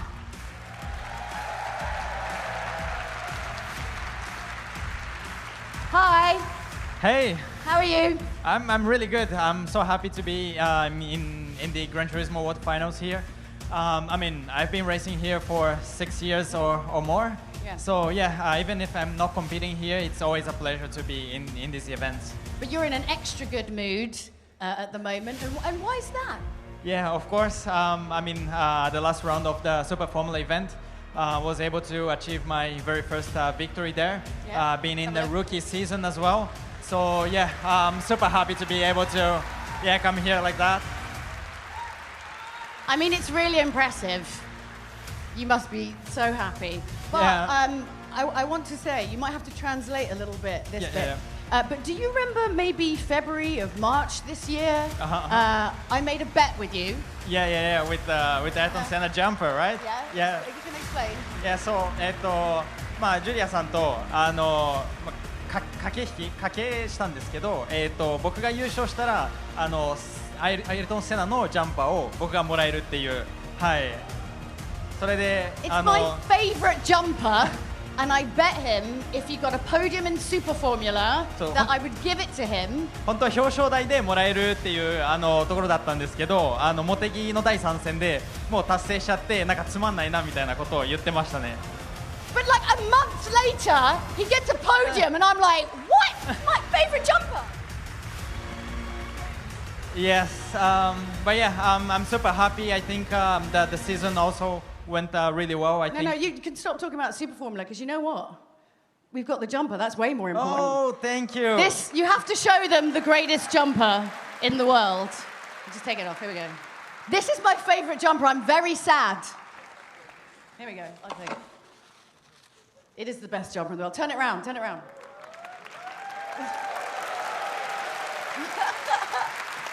So I know it's maybe because of your driving, but I think it was because of me. You won. And even went to the McLaren, right? With the proper car. This has been aura farmed by being laid over Ayrton Senna's Formula One car for you. So this is full of manner. ジュリアさんがマクラーレンの仕事に行った時にマクラーレンの本部になんか連れて行ったみたいで、アイルトン・セナの車の付近にもなんか置かれたそうで、はい、そういうなんかパワーがあるものらしいです。はい。You're going to have to win double this year now for this, but let's give him a huge round of applause. It's Igor Fraga! Thank you so much. Let's throw it up to Tom and Jimmy. Yeah, thank you very much, Jules. Thanks to Igor Fraga. What a lovely, wholesome moment that is. I'm going to do the same by, I don't know, put my GT shirt over a Dacia Sandero for you or something like that. See if that's aura farming in the same way. It's a punishment. Also, I hadn't seen his move round T1. That was filthy.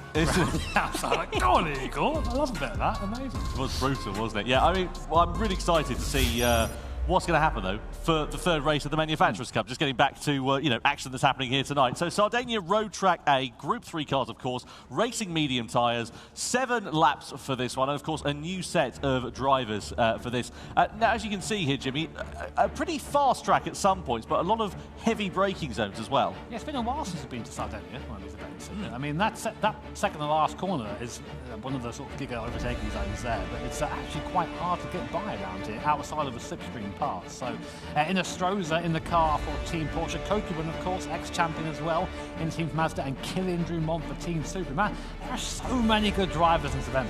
My hot pick for this one, Mikołaj Sejak in the Nissan. Yeah. He has been really quick when we've seen him in the GT World Series up until now.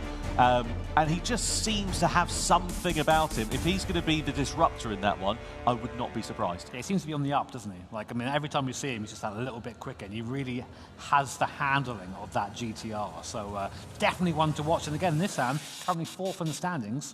One to watch, for sure. Absolutely. There may be a few points behind. Anything can happen, and it can change very quickly. Here's a look at the Toyota GR Supra Racing concept. You can see a car that would be competing in the real world if it actually existed. But it doesn't exist in the real world. It does here, though, in the world of Gran Turismo.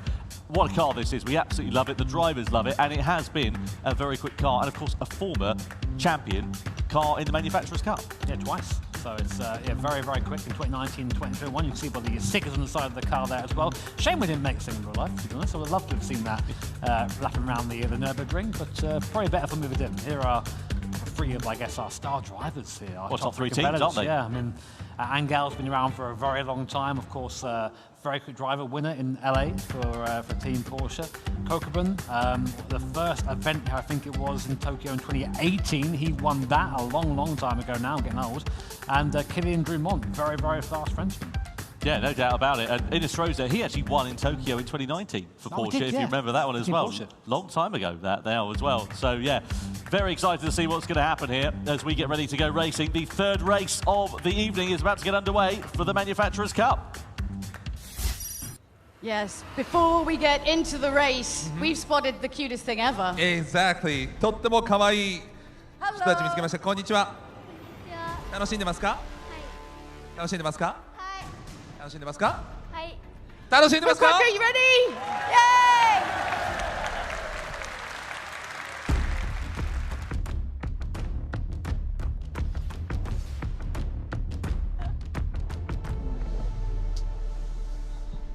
Race 3 about to get underway for the Manufacturers' Cup, then here for the Gran Turismo World Finals, and here is how the grid lines up. Top 3 places occupied by the top 3 teams in the standings. Porsche with the most to gain in this one. They line up in pole position, an opportunity for them to score 12 points. Angel and Stroza heading their charge. Mazda in second place. Ryota Kokubun is behind the wheel for that team with Subaru, and Kylian Drumont in third place. Fourth position, Mikołaj Sejak in the Nissan. Could he be the disruptor here today with McLaren's Jay Murphy in fifth position?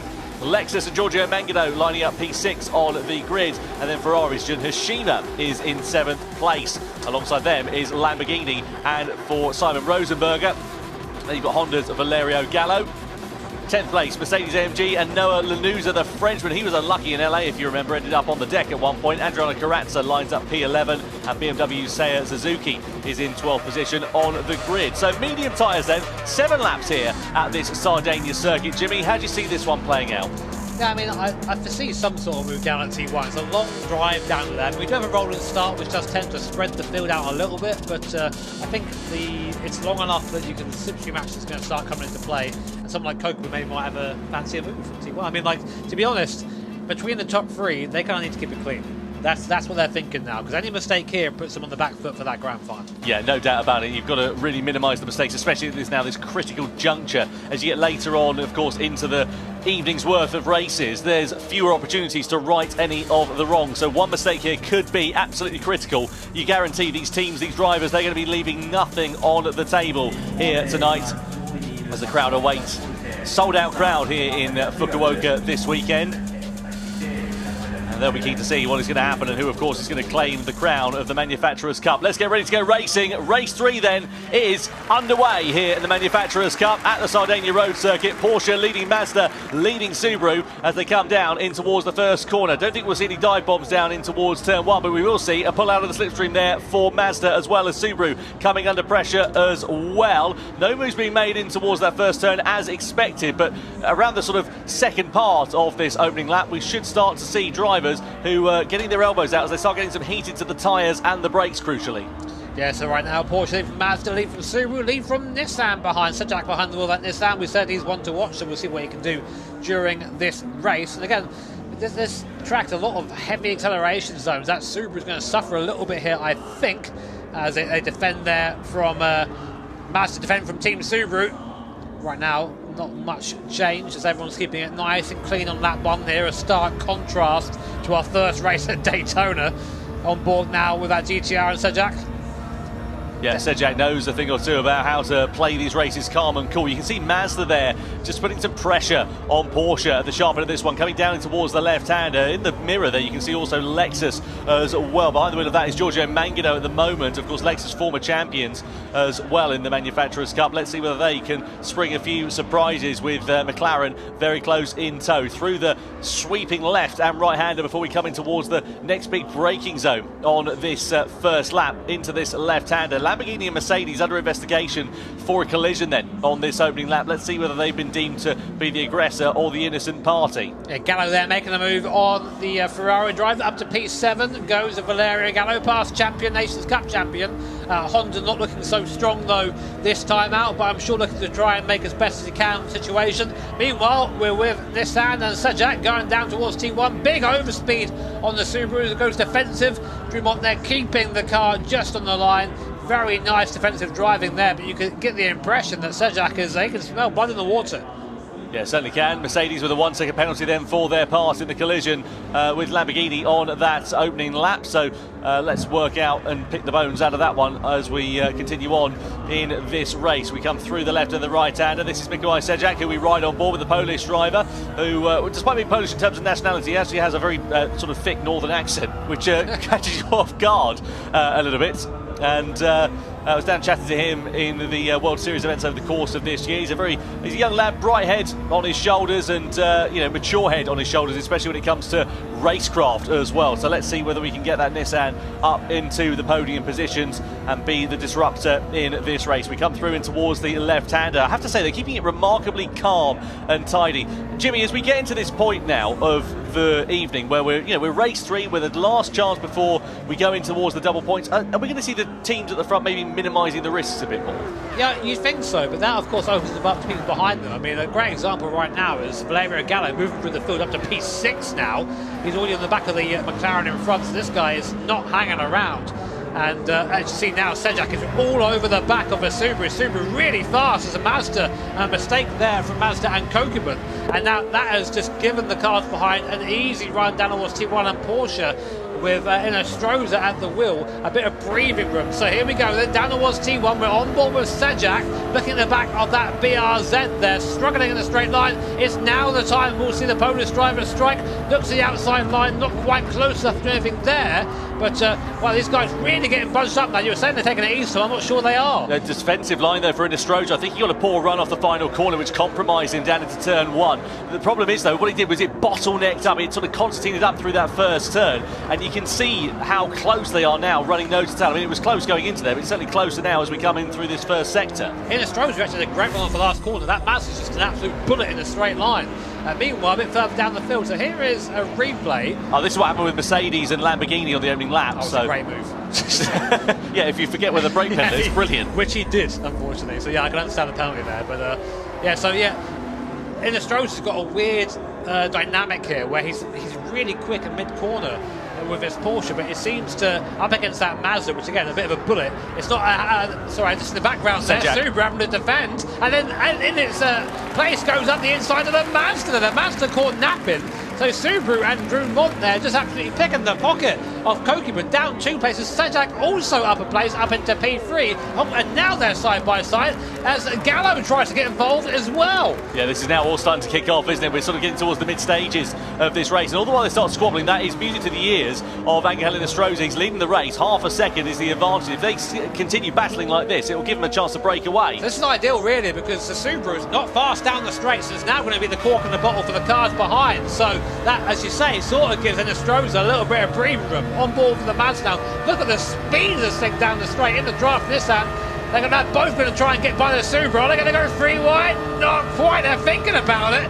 Nissan there, Sajak just about being held off by the Subaru. Yeah, oh, the cutback. Sajak up into P2. Lovely stuff. And will the Mazda follow through too? Trying to do on the inside then, and keep an eye out for Honda with Valerio Gallo, who is behind the wheel as well. We come through into the left-hander, Honda versus Subaru. Oh, Sajak's off into the gravel. Was there a bit of contact there as they came through in towards the left-hander? The upshot is the Polish driver goes tumbling down the order. He was in 2nd place. He's now down to 7th place. And look at what it's done for Porsche and for Angel Stroza. He's now got a 1.6 second advantage as they all start squabbling amongst one another, and a 1 second penalty there for Toyota as well. Valerio Gallo in that Honda started this race in 9th position. He's up to P2, a great drive there from the 2020 Nations Cup champion.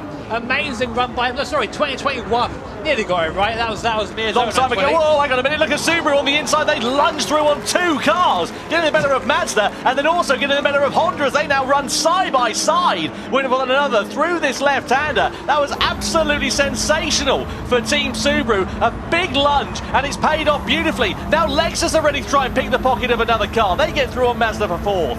What did you say at the start of this race, Tom? They're going to take it easy? I don't think so. In the background, Toyota almost 3 wide there with McLaren and Mazda. Mazda plummeting down the order. This is horrible for their championship at the moment. So Porsche and Angelo Nestroza is just laughing all the way to the back. 2.4 seconds now is the gap as Subaru and Honda battle it out still. There through goes Valerio Gallo. Not much really Drummond can do about that, can he? But here's the question, are they going to keep squabbling, or does Gallo have the pace to catch that Porsche in front? Well, the problem here for Drummond is obviously he was the cork in the bottle, so now that Valerio Gallo's gone through, you would imagine that unless he's able to keep the pace with the Honda and live with it in a straight line, he's going to start dropping back. That might pop him into the clutches of Lexus, it might pop into the clutches of McLaren. It could be even worse here for Kylian Drummond, but you can see what it means though for Porsche at the moment. If the checker flag fell now, it would be a dream start to the grand final with a 3-point advantage over Subaru and even more over the Mazda team as well, who've dropped down into 6th place. Maybe you've got to just manifest it. Maybe that's the trick. Angel saying, you know what, we're going to win this. There it is. Yeah, I went for a walk with him yesterday. He was so calm, so focused and so ready to go out and win. He said, no, we're leaving nothing on the table. We are here to win, and that is exactly what we're going to do. He was a man that was absolutely unwavering in the confidence that was underneath him, and that is proving to be absolutely justified here tonight. Yeah, so right now, Gallo is he's kind of very slowly catching in Nestroza, not by a lot. Only a couple of laps left in this race here at Sardinia, so really interesting back on this circuit. I've got to admit, I thought we'd have a bit of a quiet one here, but it's been anything but that so far. Fast lap of the race, a BMW and Seiya Suzuki down in P7, so he's quick, but he needs to go a bit quicker than that, I think. Yeah, the problem is their championship challenge has really fallen apart like a cheap watch, courtesy of one race, isn't it? Really, you know. Why do you look at me when you say that? I can see what you've got on your wrist. Across the timeline we go, McLaren versus Lexus side by side with one another as we come down the start-finish straight in towards the left-hander as we go over the crest of the hill. Lexus on the inside, McLaren on the outside then. So Mangano versus Murphy in the Lexus versus the McLaren. Mazda and Cockburn ready to try and pick their pocket as well. That'll be damage limitation there for Cockburn as they try to ascend their way back up the order following the early dramas that they have suffered. As they flick it through in towards the right-hander, it all stays pretty stagnant in terms of the positions for now. Let's have a look at this battle then with Mazda. So this is a lunge to the inside. And I don't know if there was contact there. It just looked like Sejak outbraked himself from that angle, at least, certainly. I think they both did. Like, there wasn't any clear moving of the car there, but I'm sure Sejak will have his own opinions on what happened there as well. But we really, I mean, for Mazda and team and Cockburn, he really needs to invent something now because he's down in 6th place. He needs better points than this. Lexus and McLaren side by side. Still, that McLaren's getting put on the grass. Yep, why'd you go? And then it comes back on and hits the Mazda there. Cockburn into the barrier goes Team McLaren. I mean, there's a saying in karting which is outside of suicide, and he tried it there and he got shown the door, didn't he? Yeah, not ideal at all there for the team, and good for Mazda. At least they're able to take profit of that position. We go through into the left-hander. That's where the penalty zone is, by the way. So if you do see any drivers picking up the penalties, that's where they will serve them. So here are the point standings. You can see there Porsche would be leading the way by 3 points. There will be a tie for second position between Subaru and Mazda if the checker flag fell now. Still a fair gap to Nissan behind there as well. We now begin the last lap of action though, and what a dream drive this has proven to be for Angel Nestroza so far in this race. Again, he's just looked calm, controlled and comfortable, as have the entire team here tonight. They've just been absolutely unfathomable. They have really, really good performance so far from this man Angel Nestroza in that Porsche. He had a bit of luck go his way, we must say, but he's driven very well at the front. Only about half a lap or so before Porsche claimed their second win of the evening here. And it's all going their way. I mean, here is Valerio Gallo. What a drive from Gallo. Probably one of the drives of this show so far. Up 7 places defending from Drummond in that Subaru. And I think Team Mazda picked up the bits, P5 for them. There is in Ostroza. Of course, double points for our grand final. So whilst this will put Porsche in the lead going into the final, still all to play for. Well, Mazda, their race is it's good damage limitation for them in 5th position. If they can get another place on Lexus, that'll be a very welcome result. Oh my word! So that AMG did the same trick. It came out of nowhere. Nearly took out 2 cars. What are they doing in that AMG? Yeah, that circuit is a bit of a legendary place for a dive bomb at this Sardinia road course, and well, no surprise that we're seeing it here, especially on the final lap, as a bit of impatience gets the better of some of the drivers. But Porsche have kept their calm, they've kept their nerve, and they've kept their cool. Angel Estroza is going to power Porsche to victory for the 2nd time here in the Manufacturers' Cup. They flick it through the right-hander, and they will take the checkered flag. A penalty for Lexus means that Mazda will elevate themselves up into 4th place, and then subsequently get 2nd place in the standings into the final race. But Porsche takes victory ahead of Honda and ahead of Subaru in 3rd position. Then Mazda now up into 4th place, with Lexus down into 5th, with 3 abreast there between AMG, McLaren and Nissan to the checkered flag as well. But what a fantastic drive for Team Porsche, and what confidence they will have going into the grand final. Man, you see that, you start to get an inkling at this point if you're Angel Estroza. You're thinking, you know what, maybe this is the year, Was it 2019 the last time they won an event, Porsche?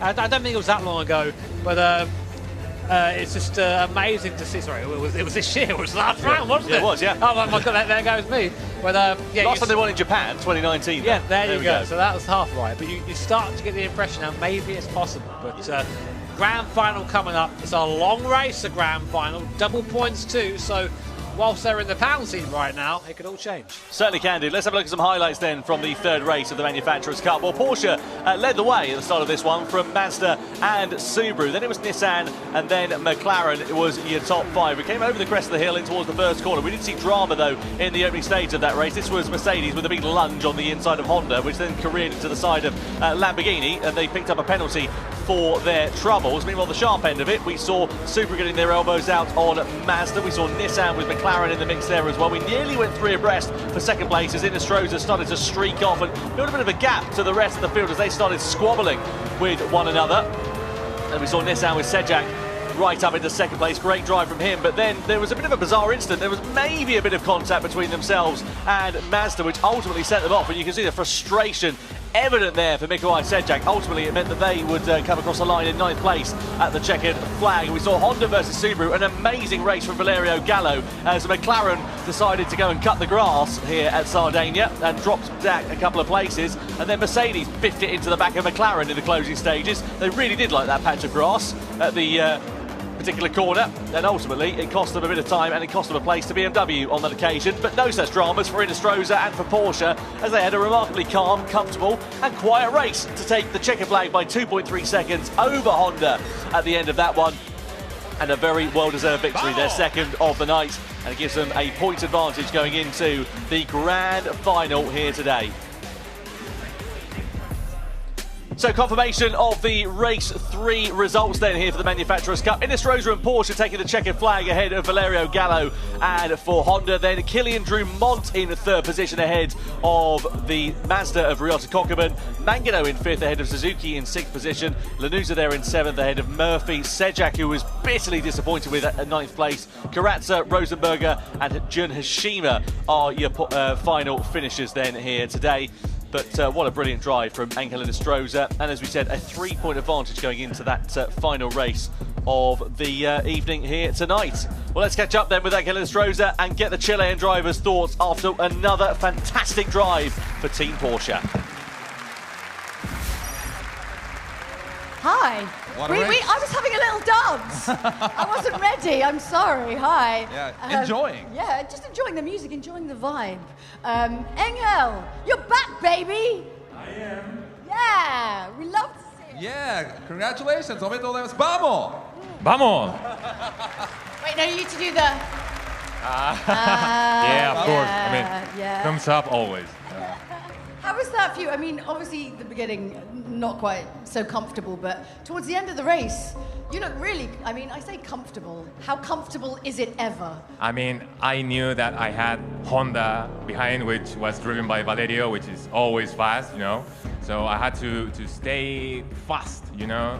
But the first few laps were not comfortable at all. I mean, I had a plan which work perfectly, which is just try to pack everyone behind, and they will try to overtake each other, and I will go myself alone in first place. It worked. Yeah.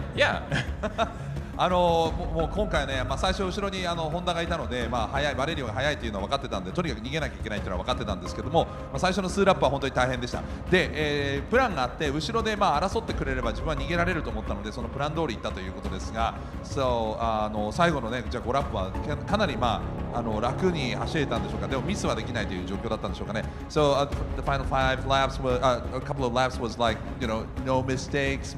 Making no mistakes and doing a Saturday evening ride. Yeah, exactly as you said. No mistakes at all. So that was I was trying to do, and yeah, I mean it worked pretty well. Right now, I think we are in first place. Yes, if I'm not mistaken. Yeah, okay, that's good. So I can't do maths. I have to wait till they tell me on the screen. I'm like 3 plus 4. No. Well, now the grand finals, and that's it. I mean, we will fight for everything.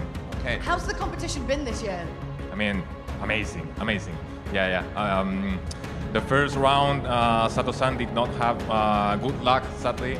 And the second round, well, Serrano made 3 points, which was really good. Then Los Angeles, well, I won that race, and it feels amazing. You won in Los Angeles. Los Angeles で勝ったのがここに繋がってるということですね。I won in Los Angeles.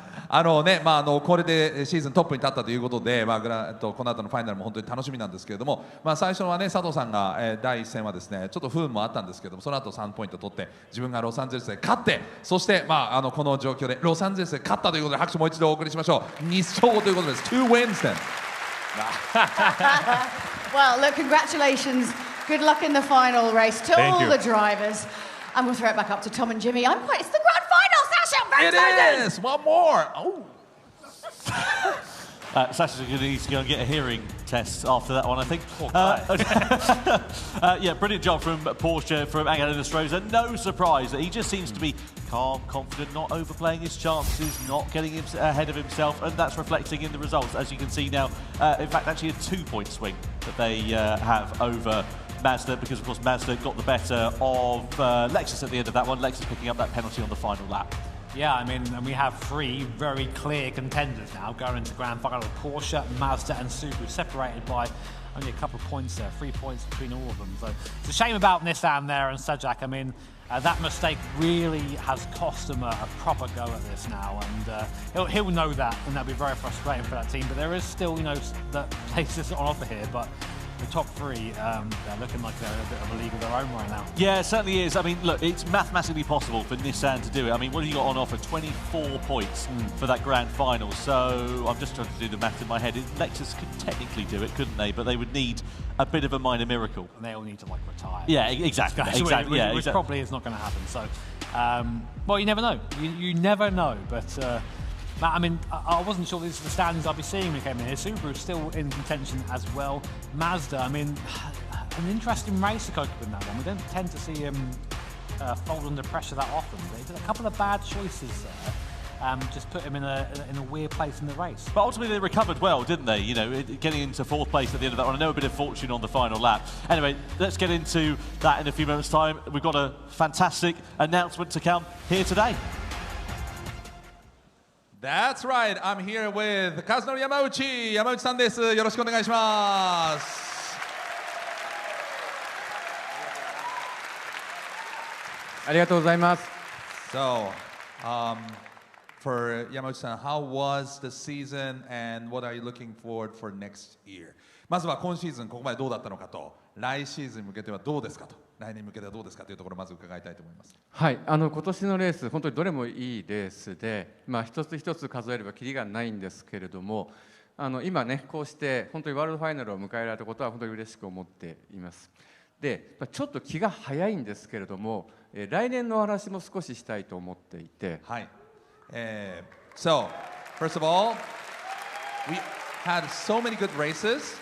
Not to be named. I mean, every race was good, and really happy that we are here for the finals. But I want to go a little bit forward to next year and make some announcement. その、来年の話では。はい。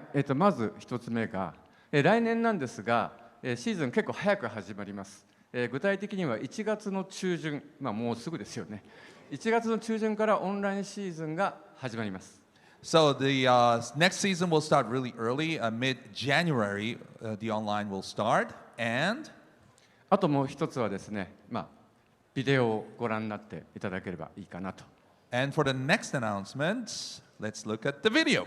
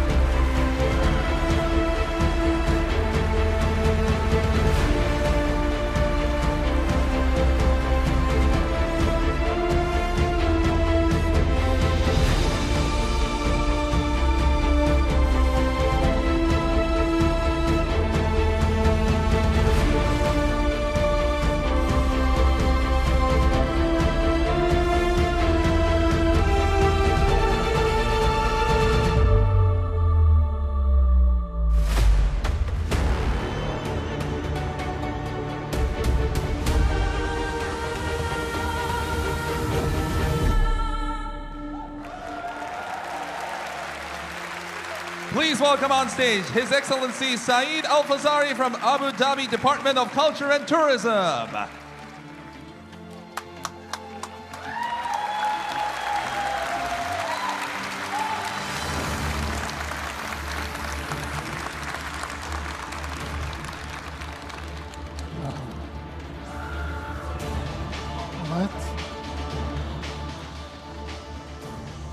All right, so you have a special announcement. You're Yes. here in Fukuoka for the announcement. 特別なアナウンスメントのために来ていただきました。Would you please announce it? サイド閣下です。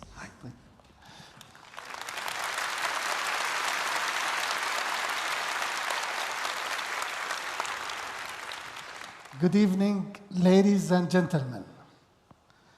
On behalf of the Department of Culture and Tourism, Abu Dhabi, it's an honor to be here today at the Gran Turismo World Series 2025.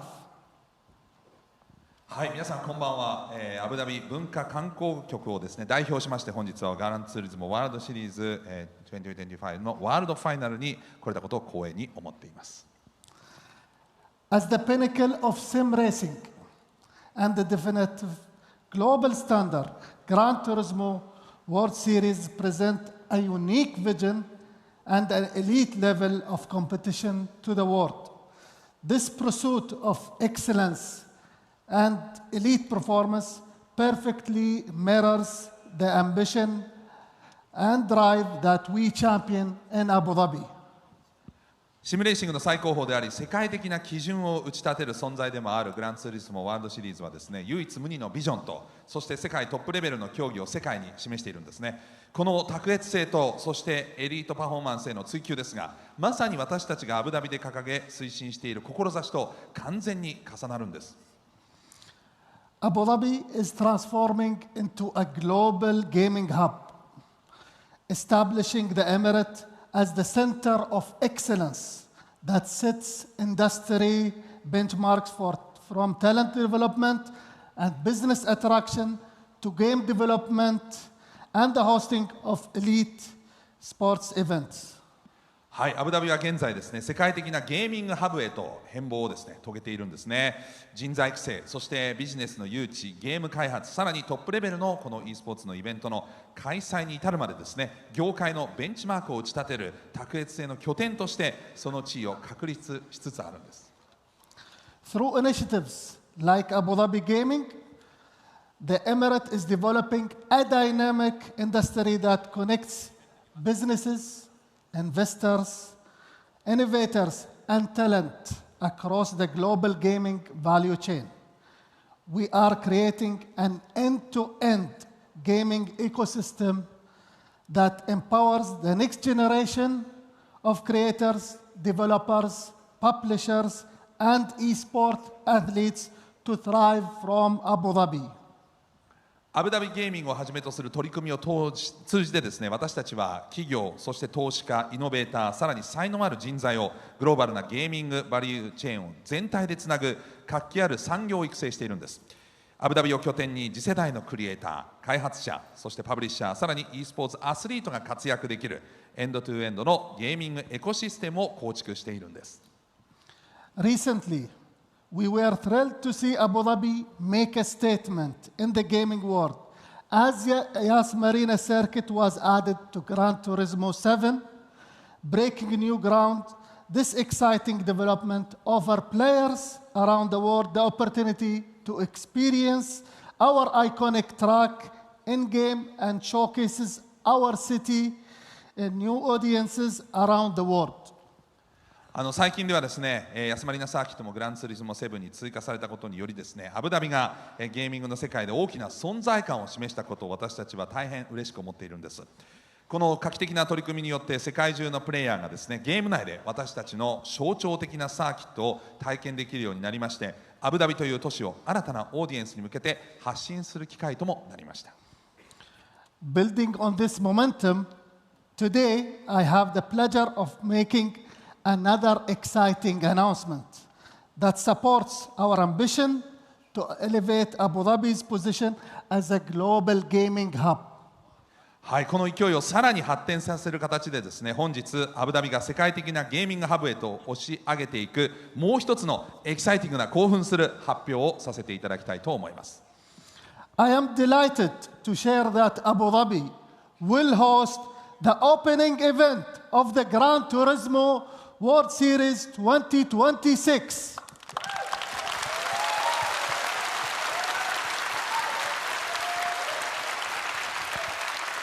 はい、この度2026年3月28日グランツーリスモワールドシリーズ2026の開幕戦をアブダビで開催することをここに発表いたしたいと思います。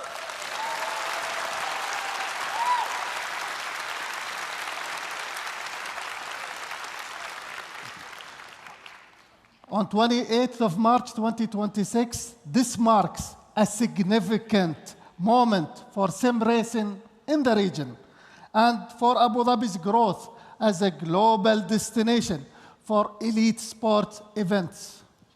2026年の3月28日でこの地域におけるシムレーシングにとって、そしてアブダビが世界有数のエリート e スポーツ開催地として成長していく上で非常に重要な節目の日ということになります。Events like this go beyond competition. They are catalysts for growth, supporting the evolution of Abu Dhabi gaming sector, diversifying the economy, and laying the foundation of future careers in a global industry. このようなイベントは単なる競技の場にとどまりません。アブダビのゲーミング産業の進化を後押ししまして、経済の多角化を促進、グローバル産業における将来のキャリアへの基盤を築く成長の原動力なんです。We look forward to welcoming you all to Abu Dhabi and hosting the opening event of the 2026 season, setting the tone for another gripping year of on-track competition. Thank you.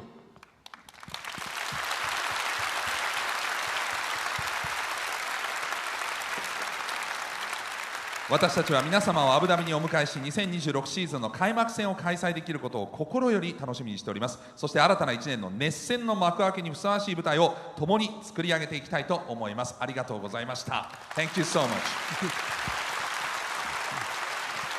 Wow, what an announcement. So, 山内さん、いや驚きました。はい。ちょっとこのこと山内さんからも思いを教えてください。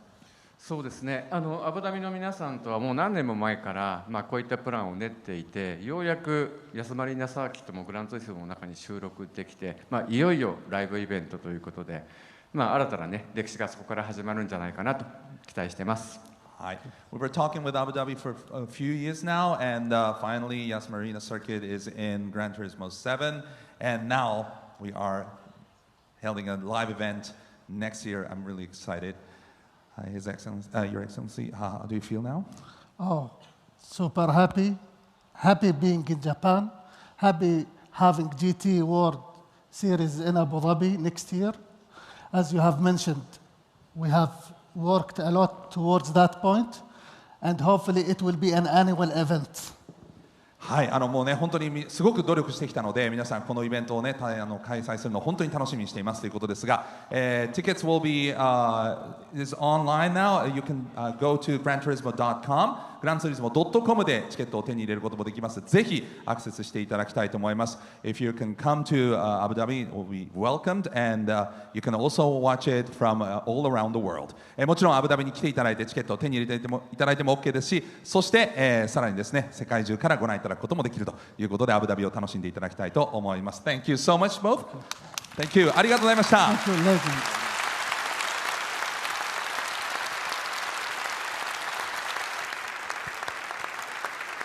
Well, hugely exciting to see Gran Turismo going to the Middle East for the very first time to Abu Dhabi, and that is exactly where we're going to be hosting the grand final for the Manufacturers' Cup here today as well. Brand new, of course, in GT7, launched as part of the Spec 3 update, along with a couple of new cars and some other circuits and all of that sort of stuff. But, you know, this circuit in particular is a bit of a classic now, isn't it, really, in terms of some of the racing action that we've seen over the years? Yeah, you can't forget how long it's been around now, actually. It's 2009. Wow, really? Yeah, long time. Man, we're getting old. Anyway, speaking of old, it's Tom Brooks. But here are the details for our grand final. Group 3 cars. Endurance race around Yas Marina. 20 laps. All drivers have to get in at least once, and you have to use each tyre for at least 5 consecutive laps, which means minimum driving time 5 laps for each driver here. So here's what our gremlins in the strategy department think will happen here. Do you agree with that, Tom? Well, I mean, I was speaking to a couple of the drivers. They said that, look, the soft tyres, they go off the boil really, really quick. They said the medium tyres, a lot less so. So who knows? You could see a few interesting strategies. 9 laps is what they reckon the absolute maximum is going to be on that medium compacted tyre. But that's sort of the halfway house between that and the hard tyre. I mean, look at the difference in performance. The soft tyre, 2 seconds a lap quicker than the hard. So if you can eke out something on the mediums, it might prove to be beneficial. Yeah, hard tyre is lava yet again. I mean, that's the problem with that tyre here. It's made for a much longer race distance. And whilst it is being used to that Dunlop hard tyre, it is just like, you tend to give that to maybe the weaker driver in the team, the driver who maybe strolls more around that circuit, and use that from there. So here is the starting grid based off the results of the last race. So Porsche, Honda, Subaru, Mazda. That's great for Porsche. They're in the pound seat there. Now Honda is in the realms to upset someone, get in someone's way. So I mean, that really realistically probably out of contention for a top 3 result here tonight, but they can definitely get in someone's way and ruin someone else's race. Yeah, what have they got, 18 points on the board, something like that? Well, there we go, let's have another look, shall we? Honda, a little bit fewer than that actually, 13 points on the board there for Honda, but like you say, they could be the disruptor, the sort of the cat amongst the pigeons, as it were. Just to remind you of where we are at in terms of the points, Porsche now lead. They have a 2-point swing over Mazda, who are subsequently 1 point ahead of Subaru there as well. Then you've got Nissan, Lexus, BMW, McLaren and Toyota also involved in their own battle on the fringes of the podium there, as it were. But really, the top 3, they're sort of the outliers here, aren't they, of Porsche, Mazda and Subaru. How are they going to play this one here, Jimmy? I mean, what would you be doing at the start of this race if it was down to you? Would you be putting your quick driver in first? Do you put your slow driver in the middle? How do you play it? It's a tough one. You have to really think about where you're starting on the grid. I mean, I can see now in the seat, Ango Inestrosa is starting the car for Team Porsche. And we've seen where he does well, leads from the front. So you put him maybe on the soft tyre and let him go from there. We know that team also contains Jose Serrano. Here are the winning predictions, by the way. Subaru, would you reckon that's fan favourite, you think? Well, I think they might have I think they might have a bit of popular opinion there. I mean, look, they're still very much in the opportunity to come and claim the title. They've won it twice before, haven't they, Subaru being Manufacturers' Cup champions? Tell you what, BMW and Lexus enjoyers huffing some copium at home right now. That's not happening, boys. I don't think. Unless there's some dramatic turnaround, it's going to be tough for those guys to come through. Not a lot of love for Mazda there as well, if I may say so. No? I really think it should be percentage-based. So if you pick like a more outside team, you get like more credits. But is that gambling? That might be a bit too close to gambling. Possibly so, possibly so. Well, you can see the drivers there who are lined up on the grid ready to go. We are now just moments away from the grand final as we get ready to crown our champions in the Manufacturers' Cup. Well, it's almost the grand final, but we have someone who's come back again this year. Hello. なんと去年もいたカニ男さんです。なんと今年も来てくれました。カニ。カニ。He says crab. Fukuoka, are you ready for the grand final of the Manufacturers Series 2025? いよいよファイナル。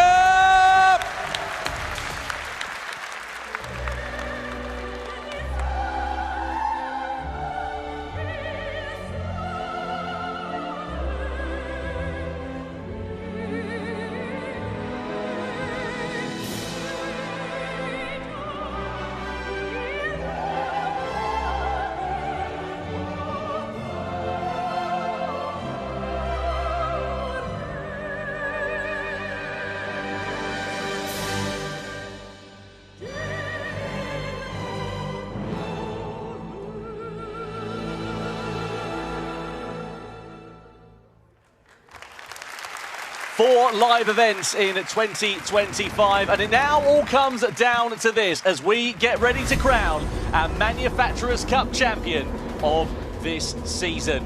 Well, how is it going to work out? We're racing in a brand new venue in the GT World Series. Abu Dhabi is the home for this one, and here is how the grid will line up for the final race. Porsche will be on pole position with Angelina Stroza heading the field. Trent Jeffrey will spearhead Honda's charge from that front row as well. Takuma Miyazono, P3 for Subaru ahead of Mazda's Paul Ura in fourth place.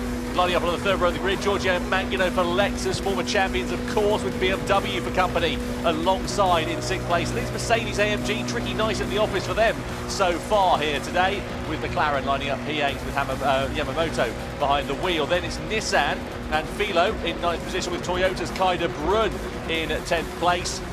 Lamborghini and Rosenberger lining up P11 on the grid, and Ferrari with Zhao Jesus behind the wheel in 12th position. Now, of course, we've got tyre strategy, we've got fuel to consider here in this one here, Jimmy, as well. And from what we can see, Porsche are starting this one on the softs. They're trying to get away early. Yeah, I mean, unsurprising, I think, from what we've seen so far. Interesting, a couple of teams there, you hear them rev on the grid, just trying to burn a bit of fuel. A couple of them have done that now, just have a bit of a lighter car to start with. That's how fine the margins are here. Not sure the engine's going to appreciate that so much, but that's part of the game here at the Gran Turismo World Series. Absolutely. Well, there is Paul Ura sitting in the Mazda. They line up fourth position here in this one. And just to remind you, great opportunity for them to come through and claim their first ever Manufacturers' Cup crown here tonight. Porsche, of course, on the precipice of greatness there as well. They've never claimed a Manufacturers' Cup champion. We've never had a non-Japanese Manufacturers' Cup champion as well. But what will happen when the lights go out and we go racing for one final time in 2025? Porsche will lead the field across the line, followed by Honda, followed by Subaru, as the grand final for the Manufacturers' Cup is underway in 2025 as we come down towards the first corner here at Abu Dhabi. It's a 90-degree left-hander in a fairly heavy braking zone, but drivers will be trying to get heat into the tyres and the brakes over these first sweeping few corners as they make their way through this first sector of the lap. And a clean start there for Porsche and for Angelina Stroza. He's on the soft compound of tyre relative to Honda and Trent Jeffrey, who's going to be a bit of a sitting duck there. We're nearly three abreast down to the left-hander. Look at Mazda, 2 places for the price of 1 into the hairpin bend. That's absolutely sensational for Paul Ura on the soft compound of tyres. He's through and into second place. And that was a super important move there for the Mazda, because they need to chase down that Porsche. They need to stay with them. Angelina Stroza's balance to go fast early, and of course Paul Ura cannot afford to be stuck behind slower cars on slower compounder tyres. A very important pass there from Ura, and as we see Subaru and Honda close together as well. That Honda on the hard compounder tyre. The hard stint is all about damage limitations, so they'll try their best to stay with the Subaru for now, but Porsche and Mazda already making a little bit of a gap between the rest of the field here. Yeah, you'd imagine what you're going to be set to see then at this particular point in the race is the soft tyre job runners, so Porsche, Mazda, Inestrosa and Jura, they'll clear off into the distance. The Subaru and the Lexus will be in 3rd and 4th place as they go side by side with one another through that left-hander. Then you'll see the hard job runners sort of in their own group at the moment. The race is generally what they do is they start off a little bit slower, then get a bit interesting in the middle part of the race, then right towards the end, once the strategies diverge in terms of the tyres and in terms of the fuel loads and who's picked and decided what drivers and so on and so forth, that's when it'll get very interesting indeed.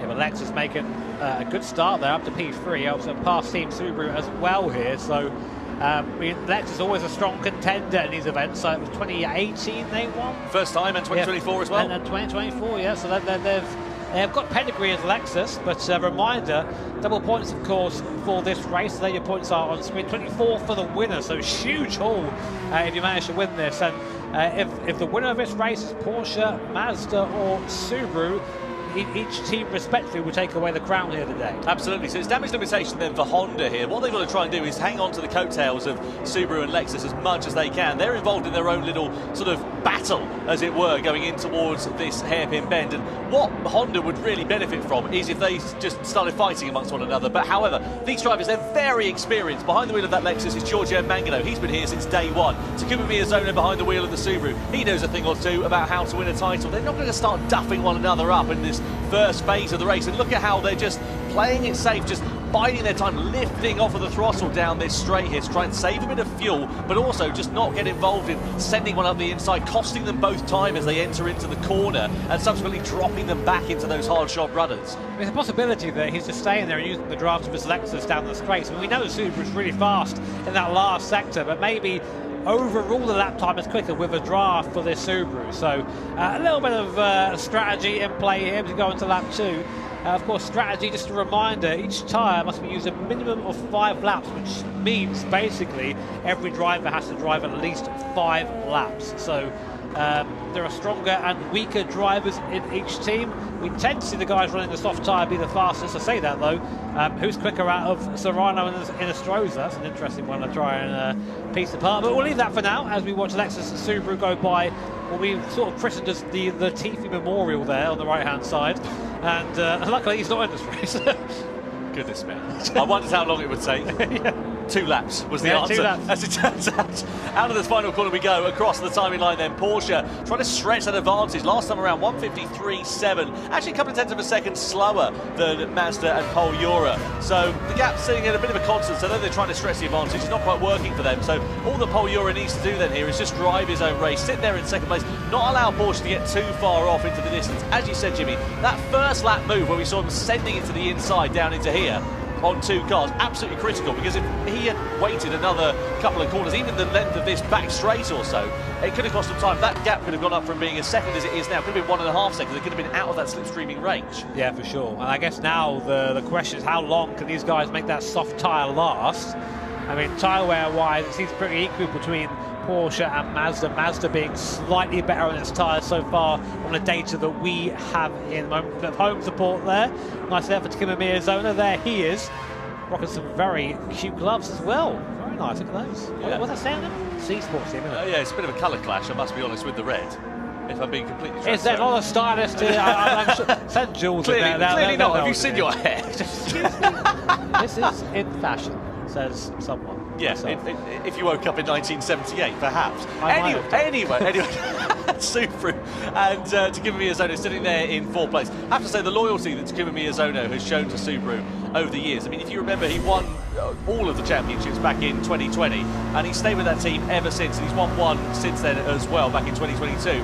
This is Mercedes versus Honda. The advantage of the slipstream there for Mercedes, going through on the inside down at the back straight and getting that move done quite nicely. Lovely move there, nice and easy. Interestingly, Mazda are starting to pull in a little bit onto the back of Porsche and Angel and Inestrosa. I mean, do you fight with those guys? I mean, you are directly fighting for the series win here, so you have to I think you have to make those moves here. You can't afford to sort of work together. You need to really try and force the other car into as many mistakes as possible. Ferrari picked up a 1-second penalty there. Shame for them. I'm not quite sure what happened, but it was colliding with another car. We might see a replay of that at some point. Meanwhile, we'll focus on this. Subaru and Lexus get the impression Miyazono might be getting a little bit impatient now. Yeah, it's starting to pick up his pace here, isn't he, to give him Miyazono. Let's see whether he can start to bring those fights to the front. Through into that left-hander we go. And different line there, wasn't yeah, it? Interesting, isn't it? And he's going to have, of course, the advantage of the slipstream. We know the Achilles heel, though, of that Subaru has traditionally been in a straight line. So let's see what it's like compared to the Lexus. Of course, he's got the advantage of the slipstream, and if it was a bit quicker in the straight line, you'd see him pull alongside. But then we did see him lifting off down that back straight earlier on, so I wonder whether there's a similar strategy going on. Unfortunately for Nissan, meanwhile, oh, it's so close into the braking zone, just a smattering of contact there as Miyazono just gets into the back of the Lexus of Giorgio Mangano, but Nissan picking up a penalty there in 8th place as well, the former champions. They won it back in 2023, if you remember. And, well, this year it has not been particularly brilliant end to it. With Mikolaj Sejak really getting into some bother in his race earlier on here tonight in particular, but a penalty for them. Meanwhile, 3rd and 4th place, Subaru still on the coattails here of Lexus. I think they can have a lunge to the inside. They certainly are looking at it. Miyazono with the inside line. It's a brave move if you can make it stick through into there, but he gets it done absolutely wonderfully there. Miyazono into the braking zone as they come under the W Hotel into 3rd position. Well, I didn't really sense too much resistance there from Mangano. I think he sort of knew it was over, and once you get to that point, that was a good place for him to make that move, because that Subaru is really quick through the last sector, can build hopefully a small bit of a gap for their sake anyway, and avoid being overtaken again on the straight. So here we are, coming to that 5 of this race. That's a minimum drive time for each driver. So end of this lap, I suspect we'll see the hard runners box, a driver change, and we'll see this race move into its 2nd phase. Mazda looking a little bit kinder on their tyres compared to Porsche at this early stage of the race, and that's reflected in the lap times. The gap now down to half a second between Porsche and Mazda. 1:54.695 for Inestrosa in the lead, 1:54.481 for Pol Ura in 2nd place. So you can see the gap has come down to under half a second. It's now down to as close as it's been, and I wonder whether we might see a challenge for the race lead before too long. Pulls out of the slipstream as we come onto this back straight though, so certainly not trying to get too close to the back of Inestrosa. Again, trying to play that long game. I wonder though, will we see a divergence in strategy? They're now back on the coattails of Porsche, on Mazda here then. Are they going to think about maybe the undercut in this race to try and get the better of the race leaders? It's a possibility. I mean, like, to be honest, if you team Porsche, I don't think the undercut's going to work so much right now. You want to try and stretch that soft tyre for the best life it has. I'm wondering why Pol Ura is opting to stay behind right now. I mean, it's obvious he has the pace over the Porsche. He's caught right up now, gaps, what you can see on the screen. But that Mazda seems to have a bit of an advantage in a straight line. Maybe waiting for the back straight again, but or maybe saving fuel. Yeah, maybe. I mean, I'm not sure how much fuel is going to be. I mean, fuel is going to be a factor here somewhat, but yeah, curious to see what the plan is there. Yeah, coming through under the hotel we go, and you can see nose tail. This is as close as it's been in the battle for the race lead. 6 laps to remind you, that's about as much as we're reckoning these drivers are going to eke out. So we're coming in towards that pit window on the soft tyre. Are we going to see either of the top 2 diving into the pit lane? We are. Mazda come in then. So that's why we were seeing the hurry up for Pol Ura. He was pushing on. That was an in lap for him then here. He just needed to minimise the gap as much as he possibly could. They're going to change their driver as well. So Pol Ura will jump out of that car. Into the car will come Brioza Kokubun and onto the medium compound of tyre in this middle stint. And also a plethora of hard shot runners all now coming into them as well. I imagine they're all going to do the same. They're just going to try and get off of that hard compound of tyre as soon as they possibly can and all pretty much go on to the medium. So Kokubun in the Mazda, and now of course what he needs is a nice bit of clear air in front of him, which he'll get as a result of the driver who pitted first. Really interesting. These guys will hop in Porsche now. got a penalty, Jimmy. Oh, why? That's got to be track limits. That's got to be track limits there for Angelo Inestrosa. I saw him flirting with the edge of it here. They're being quite strict here. Basically, if you put 2 wheels on the curb, it is going to, or both front wheels on the curb, I should say, sorry, it is going to be a penalty. So 4 wheels over, sorry, to be clear. Here's a replay. Let's see what it's for. So we're through the right-hander. This is at turn 2. We're just going to go off to the outside. Yeah, 4 wheels over the white line. So what, that'll be half a second penalty, something along the lines of that. You know, it doesn't sound like a particularly amount. Yeah, half a second. So not a particularly big penalty, but you don't just lose the time of that half second, you lose the time getting back up to speed again. So it works out about 1.5 seconds, and that could be the difference between making that overcut now, as it has to be, work or not work indeed. That will definitely make a difference. I think that if they opt to box this lap, Team Porsche, which I think they probably will, they are going to be dropping behind Mazda. Depends to get in that Porsche next, you know, what sort of stint they're going to run. Are they going to save that medium for the end, or they're going to go for a hard in the middle and then just go for a long medium stint at the end? Well, that's what I was about to say. Do you now try and you know, limit the damage, stick your slower driver in, get your medium, your hard stint out the way in the middle part of it, then come good at the end of the race, doing the reverse of what Subaru have done, courtesy of the fact that they're going to come out, what, I reckon 1.5 seconds, maybe a couple of seconds behind as a result of that penalty that they've picked up. Let's see, Subaru looking very quick right now. Actually starting to, I think, catch up to the backup, and in comes Porsche. So Angelina Stroza in the box, our current leader and points leader boxing. Who's going to get in the car for these guys now, coming in for a fresh set of the Dunlop tyres? It's Jose Serrano, arguably the fastest man in Gran Turismo at the moment, hopping in that Porsche. What's the tyre, though? Onto the medium set of tyres there. So he'll be going through the long stint. I think that's a good call. Makes sense, yeah. If you're going to stick your quickest driver in, arguably one of your quickest drivers in, certainly it's got to be Serrano, and it's got to be the medium combat of tyre. Maximise that stint of the race. But the question is, what you want to do in this one is where you come out relative to them. Yeah, Mazda have already come out, so they're going to clear off into the distance. But where are Porsche going to come out relative to everybody else? Are they going to have a nice bit of clear air here? So Mazda there, it's not working out particularly brilliantly there for them as well. So what have they dropped in terms of time? It's about a second and a half or so, exactly as we were expecting there between Mazda and between Porsche.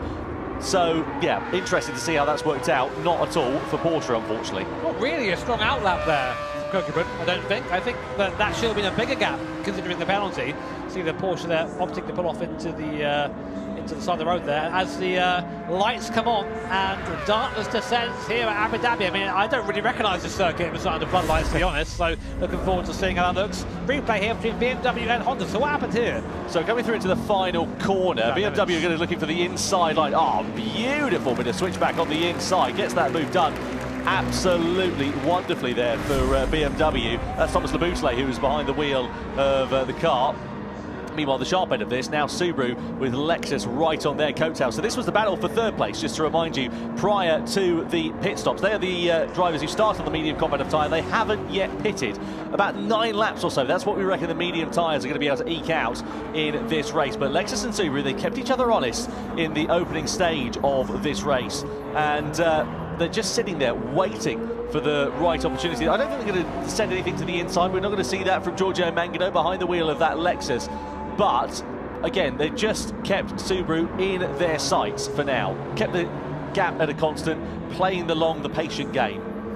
Yep, so looking at Team Subaru right now, one of our contenders here at the Grand Finals at Fukuoka. It all comes down to this. It's been a long year for these guys. Our 4th event, of course, for our Manufacturers' Cup, with 3 teams in it to win it: Mazda, Subaru and Porsche. Currently, if it ended as it was, Subaru would be your champions, but they've not pitted yet, so probably not going to happen. But right now, Giorgio Mangano keeping them honest in the Lexus. You know, as you say, former champion 24 and 2018, so big pedigree for Team Lexus. Unfortunately, points-wise, not really in contention for the win here today, even no points. And it's a shame for Lexus because, as we know, reigning Manufacturers' Cup champions, it just hasn't worked out for them this season. They've been it suffers a fair bit of misfortune, but also they've just not really been in the same league as some of the other drivers, some of the teams, and the consistencies that we've seen over the course of this season. And that goes back to the old adage of consistency creates champions, and that's exactly what we've seen over the course of this year, and it's ultimately what has been the downfall of Lexus's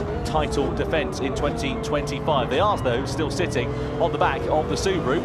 I think he's thinking about it now. He's starting to think, right, okay, I'm getting a bit bored of sitting there. Although saying that, washing wide understeering, those front tyres starting to wear on that Lexus, you can really see the difficulty of turning in there. The car won't rotate in the same way it used to as we go through this very technical section. There is actually quite a bit of camber. You don't quite see it on the broadcast, but it's off camber both his corners, so the car is really difficult to get to the apex. And there, see how close they get to the wall. In the background there, Kylian Drumont waiting behind Miyazona. He'll be in next. Miyazona pulls to the right-hand side into the pit lane from his first little box at the end of lap 8. So 1 lap earlier than we expected there, and Kylian Drumont will get in. What tyres they're going to put on for Drumont? It has to be soft, surely. Yeah, we need to see what the time is in terms of laps for Takuma Miyazono. It's 1:57.264, but it's the sector times here, because you would imagine Miyazono is going to come in next time around. But will they be able to, now they're in clear air, just run their own race, get a good in-lap for this? Soft tyres going on the Subaru, so you would imagine the Lexus, Giorgio Mangano behind the wheel of that car, is probably going to follow the same strategy, just mirror what they're doing and then duke it out in the closing stages of the race. Meanwhile, Lexus leading now, owing to the fact that Subaru have pitted. Mazda and Porsche. Porsche's got right onto the back of Mazda now. That gap down from 1.5 seconds to just over 7/10 of a second. That'll be in slipstream range. 4/10 of a second quicker last time around Jose Serrano compared to Ryota Kokkoman in this middle stint. You were mentioning that Jose Serrano is arguably one of the quickest drivers in GT, and he's proving that here at this phase of the race. And this could be the thing that wins Porsche this race and possibly even the championship here tonight as well. Is this middle stint depends on what happens here for Jose Serrano, but if he can keep himself honest with Mazda when they go onto the hard tyres in the closing stages, they could be right there in contention, especially after suffering that misfortune prior to the first pit stop. It's all going to unravel soon. We'll keep an eye on it, of course, as we get towards the midway here of the grand final. Lexus leader. I assume they'll be boxing this lap. Mangalo, the pace is starting to fall for Mangalo now, so you don't want to be staying out too long. I do wonder if they can find themselves maybe on the podium for this last race here. That'd be very interesting for them. Well, just to give you an idea of the difference in sector times, last time around, middle sector for Ryota Kokkoman is on fresher medium tyres compared to Giorgio Mangano, who's on pretty clapped out medium tyres. There's about 6 or 7/10 of a second in that middle sector, so no guesses as to how the Lexus is faring at the moment in terms of the tyre wear and in terms of the grip that will be missing from Giorgio Mangano's foot. And there we go, into the pit lane. Surely they're going to go onto the soft tyres in this middle stint and mirror what Subaru have done. I think anything else would be a little bit foolish, to be completely honest. No, in fact, well, there you go. They've turned that around. They've gone onto the hard tyre, so they're going for the soft tyre in the closing stages then of this race and diverging from the strategy of Team Subaru. Is that going to be something that will pay off for them, because they'll have to do a very short final stint? Well, that's the thing, though, that Lexus is quick on the straights, and that combined with a soft tyre compared to Subaru, who will be slow on the straights with a hard tyre, it'll make that job a lot easier, I think, in the last stint. But we'll see as we go on to lap 10 here. I wonder what it'll be like in terms of the gap for Lexus once they come out of the pit lane, because if they can stay within slipstream range of a car in front, that'll really help them out in terms of keeping that gap at a constant and limiting the damage. And it's worked out nicely, so they've clearly been calculating that between the teams and the drivers. They've got, of course, driver to team radio, so they can communicate with one another. They've obviously looked at the gaps, done the calculations on the fly. 1.5 seconds, it's just about enough to be within slipstreaming range, as we see Mazda versus Porsche starting to kick off into the braking zone of the left-hander. Porsche with the inside line challenging for the race lead, and Jose Serrano goes through on Ryota Kokkoman to hit the front for the first time then in the Porsche. Are we going to see a retaliation though from Mazda as we come in towards the next braking zone? They're in the slipstream here, and are they going to think about sending it through to the inside or the outside? Well, Serrano's parking the car on the inside of the corner. Mazda aren't going to be able to launch anything through because the line is going to be blocked unless Serrano runs it a bit wide. It sort of switches back on the inside as they go side by side with one another. We come through in towards the third sector. Mazda on the outside now as we flick it through into the right. Porsche on the inside. They hold the line and they'll hold the place into the braking zone as well. I mean, here are your two title contenders fighting it out right now. Team Porsche, Team Mazda separated by less than 0.3 of a second. Team Porsche now leading courtesy of that move from Jose Serrano, which of course now, if the race were to end, would mean they will take the title today. It literally is. Whoever finishes first out of these two will be the one to win this title. Keep an eye out for Subaru as well. Kylian Drumont's on the soft competitive tyre here, Jimmy, in this middle stint of the race. They started third, they are now third. They've got a gap of about 7 seconds or so. So Kylian Drumont's in a great position. He can use that soft tyre to his advantage, run a nice, clean middle stint in this race. Of course, they're going to have to pay for that later on because they're going to owe the hard tyre in the closing stages of the race. But I wonder how this is going to work out for them as we come in towards it, because of course Porsche and Mazda are also going to owe that hard tyre in the final stint. So if Subaru and Drumont can close that gap down, it could go from a two-way fight between Porsche and Mazda up to a three-way tussle. Yeah, but we'll see. It's going to be a big ask for that Subaru to pull this back in again, but if anyone can do it, it will be Kylian Drummond. And of course, as you say, that'll be our 3 title contenders all fighting, which is, I mean, it just goes to show who's been the most consistent, who's been the quickest this season when they're all there fighting at the end like this. Well, exactly what Kylian Drummond is going to need is Porsche and Mazda to continue battling like they were last time around. But they know this. These guys aren't silly. They'll know they can't afford to be fighting together, especially experienced heads like Ryota Kokkoman and, of course, Jose Serrano. That's why I think the move was so decisive. I'm gonna go now. Let's not fight anymore. Let's get on with it. And you have to think, actually, now looking at it, the Porsche is very slowly edging away from that Mazda. Toyota and Honda under investigation for a collision. They're down in 8th and 9th place respectively, so not been a particularly brilliant race for them to write home about. We ride on board though meanwhile here with Kokkoman then in the Mazda. through into the right hander. This is where we saw challenge for position last time around. No such dramas though here on lap 11 out of 20. Of course, one more stint there for all of the drivers left to run in this race. They must run at least of all three of the tyre compounds in this one, and also a question as to how they're going to do it in terms of the fuel strategy as well. I think most will be waiting for the final stint to do their fuel top-ups towards the end of this race.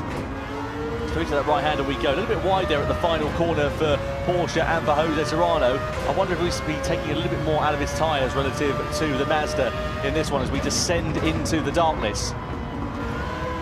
The Mazda and Kokubu, great pictures there as we go out for another lap for this very fast section. Toyota receiving a 1-second penalty for a collision with another car. We've not seen that at the moment, but yeah, that was with Honda. We saw the investigation come up. Yep. So clearly they've been deemed to be the aggressor. Just looking at the gap here, Jimmy, as well. 6.3 seconds with Subaru. So it's coming down, isn't it, here? Just to give you an idea of the difference in lap times between the top two and Kylian Drumont, so the mediums and the softs. It's about half a second or so quicker. Here's what happened then between Toyota and Honda. To the inside go Toyota, and into the side of Honda they go as well. That opens the door subsequently for Nissan, so drops them down, and they pick up a 1-second penalty for their troubles.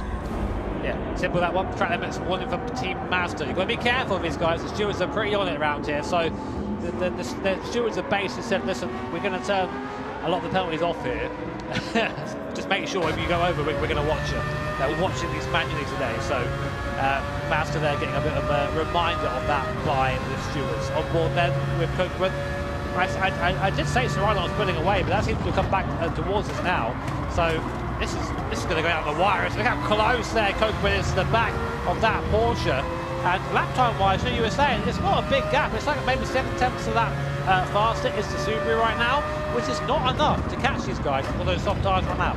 No, absolutely. Again, what Drumont is going to need here is them to start squabbling. They had such a good first stint of this race, did Porsche and Mazda, being on that soft compound of tyre. But of course, they're going to be paying that pain in this middle stint. But as you say, the gap, it's just a bit too far away for Drumont and for Subaru. And of course, the problem with those soft tyres, yes, they're quick, but they don't have the same longevity as the medium tyres. So 6 laps into that stint, they're going to be absolutely knackered. And Kylian Drumont's already 4 laps into that, so they're coming towards the end of their useful shelf life, or will be in a lap or so's time. Down to just under 6 seconds for the first time is the gap between Porsche, Mazda and Subaru. But I think that challenge is going to come to a fairly abrupt end before too long. See the crowd here in Fukuoka watching on the bottom left-hand side of your picture.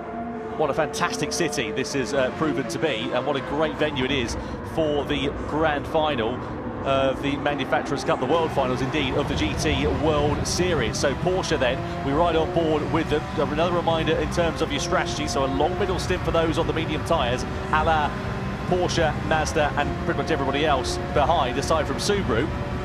But they'll be going on to the hard tyres for that final stint of the race. They'll be slower relative to some other teams around. Everybody from BMW down has not run the soft compound of tyre yet, aside from Ferrari. So they're going to be significantly quicker in the closing stages of this one. If we start getting squabbles, start getting big battles amongst one another, that's when we could see the soft shop runners getting involved in the action.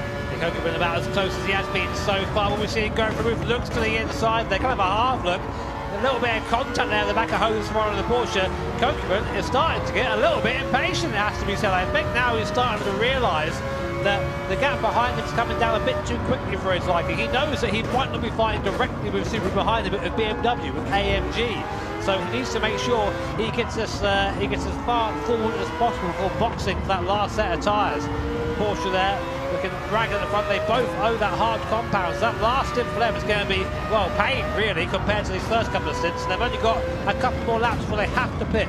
5 laps minimum of each set of tyres. This one and one more, and they have to box. Yeah, no doubt about it. Just to let you know as well, because there's a bit of a divergence in terms of the strategies between Porsche and Mazda and Subaru as well. They should pit relatively around a similar sort of time on that hard compound of tyre. BMW then into the box. They're the first of the medium shop runners in this final stint to blink. They're going to be going onto the soft tyre for their final stage of this race. Out of the car jumps Thomas Leboutelet. Into the car jumps Seiya Suzuki. We know how quick he can be on his day. Lamborghini, meanwhile, picks up a 1-second penalty for colliding with another car. That could prove to be pretty costly for them in that sort of mid-pack battle.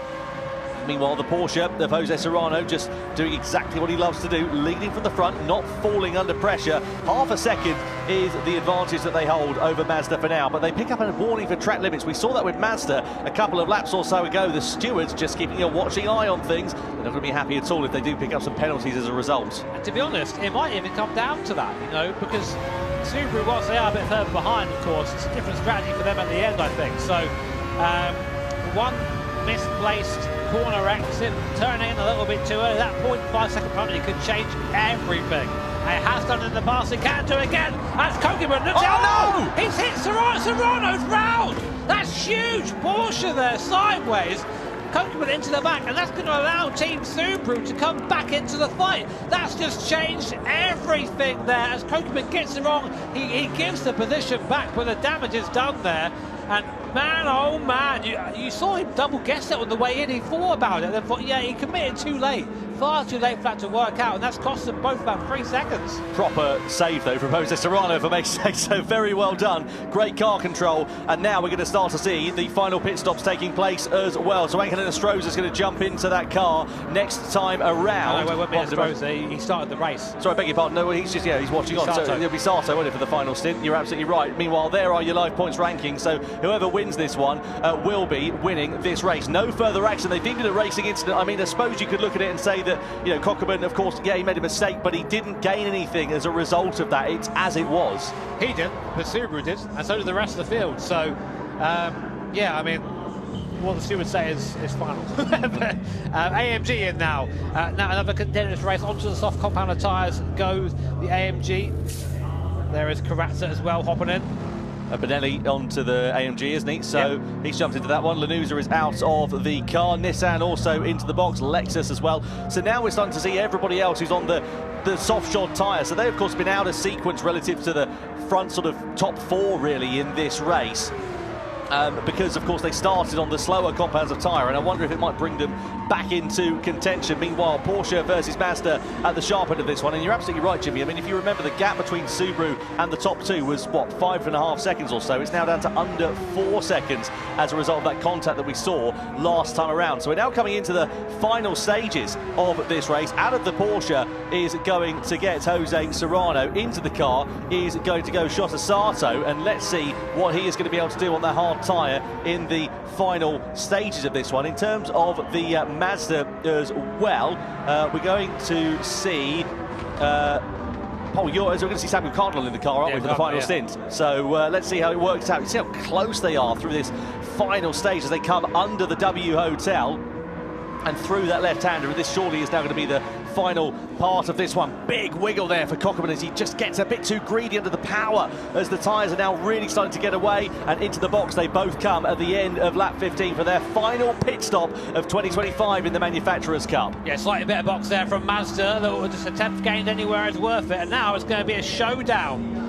Amazing. It all comes down to this. The last 5 laps here at Fukuoka, the grand final of the Manufacturers' Cup. Team Porsche, Team Mazda, Team Subaru are your top 3 in the points, your top 3 contenders here. Whoever finishes first out of these 3 teams in this race will be the champion. Sato is charged with taking the car home for Team Porsche. Danny Solis in the car for Subaru. Who's in the car for Mazda, Tom? In the Mazda, it'll be Samuel Cardinal for the final stint of this race. So let's see what the Canadian driver is going to be able to do. So Sato in at Porsche, Cardinal in at Mazda, Solis in at Subaru. Where is Team BMW? They can upset the apple cart here, as you would say, Mr. Brooks. And they're not quite out of the pit lane yet. So I think realistically, they've got a bit of a run back. 2 seconds back to... Oh, wow, they're closer than I thought, Tom. Wow. They are. There they are. You can see them. And they're going to be right on them like a shot before too long. 1.6 seconds, that's absolutely nothing given the performance advantage of these soft tyres, and they could be a bit of an upset because, you know, look, the leaders, they're not too far down the road. There's 4 laps left of this one, plenty of time for it to play out, especially if the top 2 start duffing one another up. We come down the back straight in towards the hairpin bend of the left-hander, rather I should say. At the moment it's Porsche who will be the champions. If Mazda get into the lead, they'll be champions, but there's still plenty of time for a disruption here. BMW and AMG are going to be rapid in these last few laps. We saw the time difference between the soft and the hard tyre being nearly 2 seconds a lap. So you have to keep an eye out for these guys now, as Sam Cardinal in that Mazda had a race win earlier on today at the Daytona events. This is a bit different from Daytona, more a couple of right-handers than this one, so definitely a bit difficult. But look already, BMW is already on the back of Team Subaru. This is important for Subaru. They can't afford to lose places, but really they're just sitting duck. Danny Solis doing his best to defend with that BMW far quicker on that soft unlock tyre. Yeah, absolutely. Do you sort of limit the damage then by this point and just sort of let them, not fight it too much, just get on with it? Let's wait and see what will happen. But Solis there just, again, keeping, the normal racing line as we come through into the final sector. Mercedes AMG there as well with Lucas Bonelli, who's behind the wheel. And these two are going to be diving to the inside. Look at the grip they've got. BMW go through and into third place. Where's Lucas Bonelli? He's ready to try and pick his pocket as well. Through into the right-hander of the final corner. Bonelli doesn't have a gap there to use the extra momentum and the extra grip. On the exit of the corner, though, he does. Pulls alongside the Subaru. Bonelli and Mercedes then are up through and into fourth place. Subaru lose 2 places in as many corners. See Solis really struggling. There wasn't really trouble in the apex at all at the last corner, so that's him down to fifth now. And the German march of BMW and Team AMG go onwards after Team Mazda. So the gap between Mazda and Porsche 7/10. So basically, it's between these two really for the ultimate for the grand final for the series. But these two could upset that. Yeah, no doubt about it. I mean, what, 3 seconds or so? It's a gap that looks pretty big, and we've got 3 laps left. You wonder how soon they're going to be able to close up onto the back of them. Well, it's 2 seconds a lap. It's a lap and a half. So we'll see it probably mid to lap 18. Really starting to get the back. Here comes Bonelli there. He wants to lead the charge. Through he goes up at the inside there, end of the breakers. So up into third place goes Bonelli in the AMG, past Seiya Suzuki in the BMW. It's been a while since Bonelli has been at the front of one of these events, and I'm sure he's hungry to try and take a win here at the grand final. Subaru, a 1 second trap little penalty, goes from bad to worse for Team Subaru and Danny Solis. That will put them into the clutches of Nissan. How far will Subaru drop? Well, Subaru are now out of contention for the overall victory in the Manufacturers' Cup. That's them done and dusted. You can pretty much count them out for it. Meanwhile, this is the effective battle for the race win in the grand final of the Manufacturers' Cup between Mercedes and between BMW. It'd be great for Mercedes. They need something to smile about after what has been a torrid couple of seasons in this championship. They came close to winning the Cup overall a few years ago, but that was ever such a distant memory now. And you can see them closing up onto the back. What is it now? 2.5 seconds. They've taken 1.5 seconds out over the course of this second and third sector alone.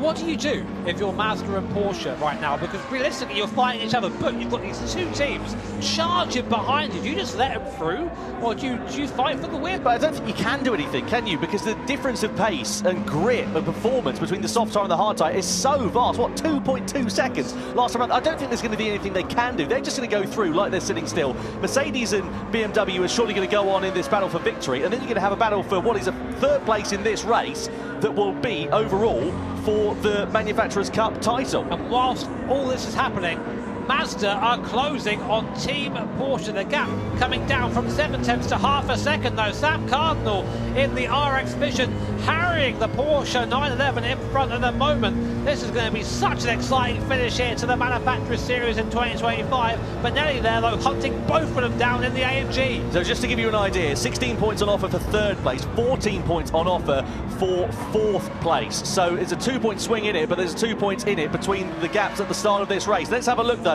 at what's happening here between Mazda and Porsche. They're going to start to get their elbows out here before too long. Lap 18 out of 20. Are we going to see a dive from Samuel Cardinal down the back straight in towards the hairpin bend? Sato goes to the defensive line on the inside. Cardinal looks towards the outside of the Mazda. Don't think he can make anything stick through there. Nothing opening on the switchback on the inside as well. But what is opening is an opportunity for AMG and for BMW in the battle for this victory. They're closing up onto the back of the top 2 at a vast rate of knots. And surely it's a matter of when and not if they're going to strike in this battle for victory here. But this is for everything. This is the battle for the win of the entire Manufacturers' Cup. Right now, Porsche and Mazda separated by less than 0.3 of a second. You can sense that Sam Cardinal thinks he can win this in that Mazda. He's got the pace. He's stayed with the Porsche. He's caught back up again. But can the Porsche hold him off? Can Sato hold off and take Porsche to a historic first Manufacturers' Cup win? As you said, Tom, a non-Japanese manufacturer has never won a Manufacturers' Cup or series event. So It's all going to come down to here's Benelli and the AMG's right at the back of the Mazda now. Yeah, we come through into the left and then the right-hander, and this is where Benelli's going to have so much more grip through the sweeping fast right-hander into the braking zone of the hairpin. We're going to go, and are we going to see Benelli launching his way through to the inside? Not quite on this occasion, but it's surely going to be the exit of the corner. Look at the traction he'll have underneath his right foot as we come down this 1 kilometre long back straight. He'll have more grip underneath him at this point. He'll have more grip into the braking zone, and surely he's going to be able to challenge for position. Mazda diving to the inside line then here, trying to defend that position. Benelli looking for a way through. Are we going to go nearly 3 abreast? Is he going to split the 2 of them? Into the braking zone we go. Benelli and Mercedes on the inside and through and into second. They split the top 2 on the hard competent tyre. On the exit of the corner though, Porsche are onto the curb, and here comes Benelli once more. He's got more grip on the exit of the corner. We come down the back straight we go, and Cardinal's ready to try and pick his pocket there as well. Side by side we are for second and third. Side by side we are also for the race lead. Into the braking zone. Around the outside goes Benelli. Contact there with Mazda. Goodness me, what drama we see on the penultimate lap. And the upshot is Lucas Benelli goes from challenging to the victory to being out of contention. Surely there's a penalty on the way there. That is huge. They both just went to try and pull out at the same time there. I mean, a bit of miscommunication between the two.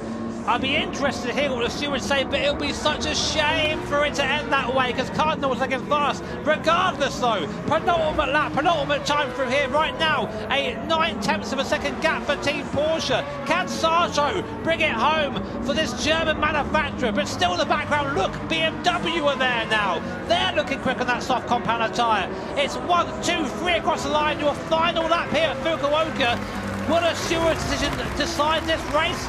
We can only find out. Well, let's hope the decision comes before the end of this final lap. Through the first corner for the last time we go. Porsche, Mazda and BMW all in your picture at the moment. The soft tyre shod BMW of Seiya Suzuki, who is behind the wheel of that car at the moment, is surely going to be doing exactly what Lucas Benelli was doing just 1 lap ago and threatening in this battle for the race lead. Down in towards the left-hander we go. Porsche leading the way for now. Samuel Cardinal, I don't think he's going to be quite close enough, and gets a bit of a poor exit on the hairpin bend there, but where is Suzuki in relation to it? He's still 0.7 of a second away. He's not quite close enough to challenge at the moment. Mazda get a 2-second penalty for their involvement, so that is going to deny them an opportunity of the Manufacturers' Cup title here in 2025. And if Porsche rather I should say, are able to keep it on the straight and narrow and not come under any pressure from BMW in the closing stages of this one, they will be crowned as the champions of this season. What a shame for Team Mazda. Well fought there, and not a way you want to see one of these races end at all, but that does give breathing room to Sato. It is now a victory lap for Porsche and Sato. So many years we've been doing this. 2018 we started this series here, and ever since then we've never seen a non-Japanese manufacturer take the win here, but Porsche now only corners away from making Gran Turismo history. Well, what a season it has been for Team Porsche. Consistency creates champions, as the old adage goes, and that has certainly proven to be the case for the German manufacturer. Angel Estrada of Chile, Jose Serrano of Spain, and Japan's Shota Sato, who is behind the wheel here in his home race in Fukuoka, will come around the final corner. Porsche become the Manufacturers' Cup champions of 2025 here in Japan. What a phenomenal season from the German manufacturers. They create history in the Gran Turismo World Series to become the first ever non-Japanese manufacturer to win the crown. BMW over the line in second place, and Mazda, against all the odds, despite that penalty on the final lap, complete the podium in third position. What a season, what an end to that race, what drama we've had here in Japan. And look what that means there for the boys at Team Porsche. You know, Angel's been trying to get this team to a Manufacturers' Cup Series win for years and years now. So, I mean, his story is inspirational. The comeback from injury and to now this, undoubtedly the highlight of his Gran Turismo career. Jose Serrano again showing you why he's one of the best drivers in Gran Turismo. Flawless stint from him, and Sato as well, holding on under pressure to take a win there. That must felt sweet to bring that car home in front of his home audience here. But commiserations to Team Mazda. Just, we said one small mistake is all it took and that put Cardinal out of contention. Very, very fine margins, as always, in the GT World Series, and you can see the disappointment there for Mazda and for Samuel Cardinal, that mistake on the final lap, and what it's cost them, what it's cost some of the drivers here tonight as well. Goodness me, what a job though from Team Porsche. They become the Manufacturers' Cup champions of 2025, and Angelo Stroza in particular will be thoroughly delighted with that. As Jimmy alluded to, a couple of years ago he had a terrible injury, broke his leg after a motorcycle accident, bounced back from that, returned to the GT World Series, and ever since then you felt like he's been on the precipice of greatness, and he proved that greatness along with his team here tonight, and now the grandstand will rise for them in Japan. So you can see the race as we got underway for the grand final here at Abu Dhabi. Porsche led the initial stages of this one with Honda in second place. Of course, the top two of Porsche and Mazda started this one on the soft conduct tyre, so they had a clear advantage in the first phase of it. Yeah, they're just sort of really showing their intention there, go hard early and try and build that gap. We saw Coachman and Jose Serrano get quite close over it, including at this moment here where Coachman actually ended up slapping the back end there of Porsche's Jose Serrano. Serrano, masterful recovery just by keeping that head, as Coachman there showing his good sportsmanship and giving the place back. Well, you know what sportsmanship is all about. It's not doing things that make you look bad. There were a couple of moments that Mazda had in that race that did make them look bad. Meanwhile, this is one of them. We're coming down towards the final part of this race. Mazda were attacking, and then you just see they just misjudged it, biffed it into the side of Mercedes. It cost Benelli and AMG a chance of victory as well. I just don't think that's a 2-second penalty. I don't think it is, but that's not our job, is it? Our job is to sit here and celebrate these guys. Team Porsche, great result for those guys there. Angel and Sarto's reaction there, a bit different. Very composed there from Sarto, and in a Stroza in the back, shouting down the mic at him. That's your confirmation then. Team Porsche taking the win in the grand final over BMW. Good result there for BMW. What could have been for these guys? Fourth overall eventually in the standings by my maths, but a real shame for those guys. Yeah, no doubt about it. An absolutely phenomenal job from Team Porsche. Confirmation of the results then. 10 points was the eventual advantage they would have when all is said and done. Mazda in second place, Subaru on the podium in third position there overall as well. Great job from that team, and well, they will be absolutely delighted with that one. No surprise at all. All the way further down the order, you can see Mercedes AMG, opportunity knocks for them. Such a disappointment at the end of that one. Let's catch up though with Team Porsche, Manufacturers' Cup champions of 2025. Yes, we are down on the floor with the winners. Team Porsche, how are you doing, guys? It feels good to the touch, right? Life is beautiful, I would say. Is life beautiful right now? Yeah, sure. What a day. What a day. You started fourth in the championship and you finished first. Yeah, it's I honestly have no word for now. I'm just happy. Yeah, that's it. Thanks to my teammates. They did a phenomenal job. And well, we are all champions. That's it. 4位で始まって今日ね1位で、いやもう言葉もないんですけども、チームメイトが素晴らしかった、ワールドチャンピオンになっちゃったよということでね、佐藤選手どうでした最後ね、かなり責任もあったと思うんですけども、so you had a lot of pressure for the final stint. How was it? 安間リーナを抑えるところを抑えたら意外と抜かれないサーキットなので、まあ自信はありました。In Yas Marina, if you just you have a couple of points that you need to defend, and if you defend that place, it's difficult to overtake, so he had confidence for that. Serrano, what was going on with Mazda where you had a little shifty around the corner? What happened there? And you held it together though. We were all like, whoa, oh, saved. Yeah. Nice. When we had the contact, I thought, okay, we lose the championship, so... In the 1 second, you're like, yeah, in 1 second, yeah.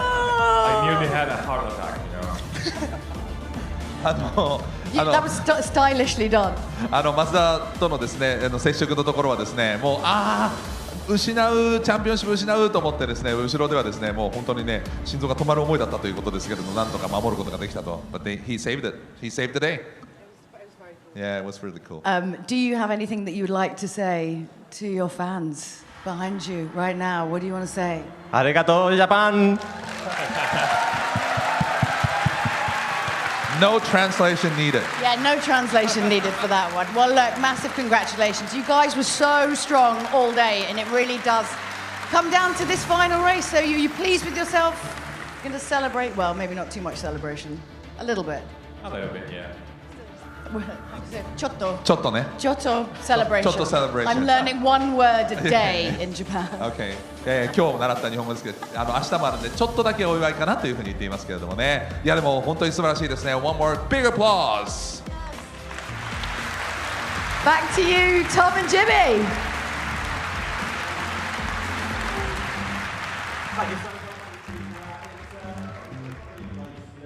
Weekend, brilliant season from the Manufacturers' Cup, and what a season it's been, especially for Team Porsche.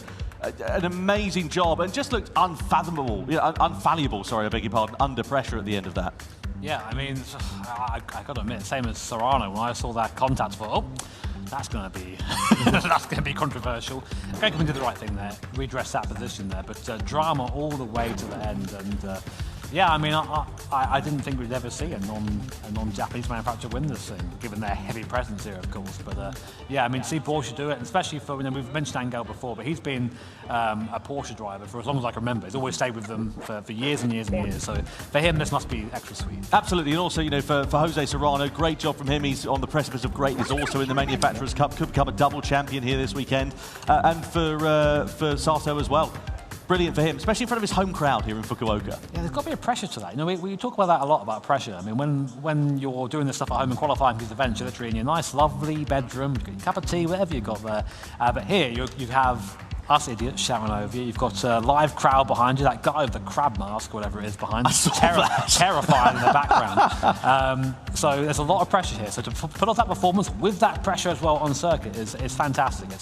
They are worthy champions. Absolutely, and if you're Mazda in particular, obviously finishing second in the overall standings is a great job, but it's going to hurt for a little while. Don't forget you can vote for your Dunlop driver of the day. Valerio Gallo, Jose Serrano, or Angel Nostroza are your options for that one. Who do you think has been the outlier in that? Who would you be voting for, Jimmy, if you had the option to? I mean, Gallo had a very impressive drive in that Sardinia race. I mean, somewhat anonymous, I think. Maybe the car not quite to his liking in the final. But that's part of the Manufacturers' Cup. It's a team game. It's not about one individual driver. Although saying that, pick your favourite driver. Nice and succinct and to the point. I like that one. Yeah, no, it really was a fantastic race there. And, for Lucas Bonelli, I mean, he recovered to fourth place at the checkered flag, but the contact, especially in that final lap, it was unfortunate is probably the best way of putting it. That's a certified Bonelli moment, I think, where basically he does super well and then just gets taken out by someone, and he's like, cool, that happens to him every time. It's a real shame, but yeah, I mean, here are our suggestions for you for the driver of the day. Jose Serrano, Nostroza, of course, or Valerio Gallo. Make sure the car's your vote. Yeah, absolutely. And, as we say, of course, there's an opportunity for revenge again next season, vengeance, whatever you want to call it. For next year, if you look at Mazda, they're going to be disappointed with that. It's as close as they've come to taking the crown in the Manufacturers' Cup. And it's going to sting for a little while, especially for the drivers, all the effort and the hours that they put in.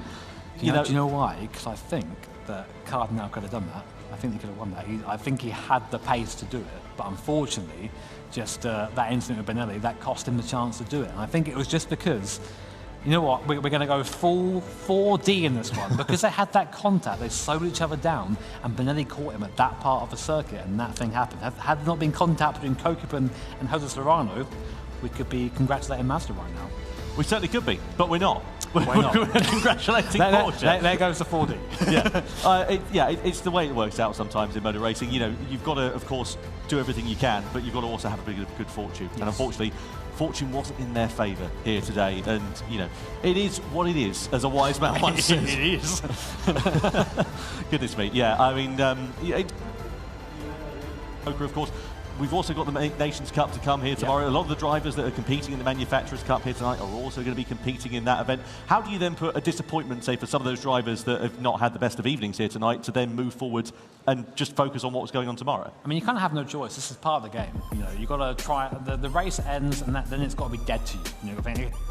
now move on to the next one straight away. Because if you spend your time ruminating and thinking, oh, what could I have done differently, you're never ever going to put yourself in a mindset where you can be competitive again. So, but these guys, they're pros. That's exactly what they do. So, I mean, Serrano, of course, is leading Nations Cup at the moment. That would be a nice double for him. Absolutely will. Well, anyway, enough of us talking and analysing the race. Let's get down to the podium ceremony then, shall we, here in Fukuoka. Oh. Time for the podium ceremony then to begin here in Japan, and what a season it has been in the Manufacturers' Cup in 2025. Third place, giving it your all for Team Subaru, for Danny Solis, for Kylian Drumont and Takuma Miyazono.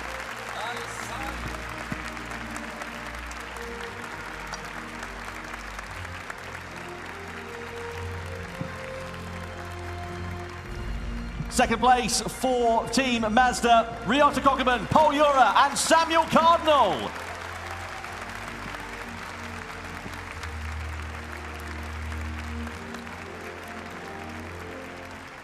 And now, ladies and gentlemen, the 2025 Manufacturers' Cup Champions of the World. Give it your all for Angel Estrada, for Jose Serrano and for Shota Sato for Team Porsche.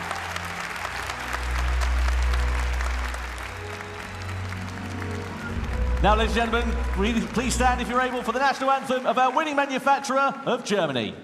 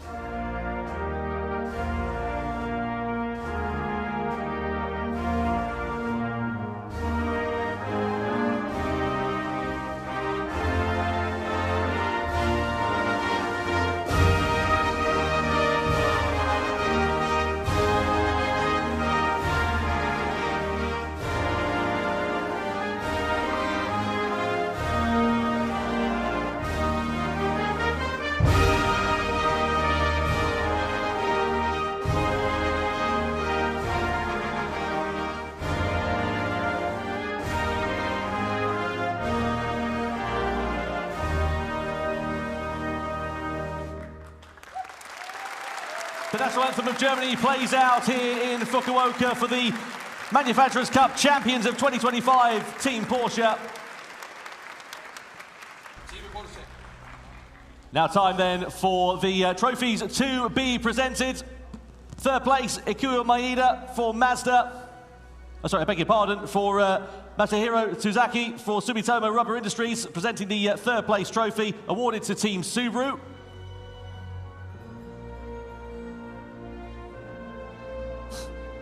Team Subaru, Danny Solis, Kylian Drumont and Takuma Miyazono in third position here today in Fukuoka. What a season the Japanese manufacturer have put together.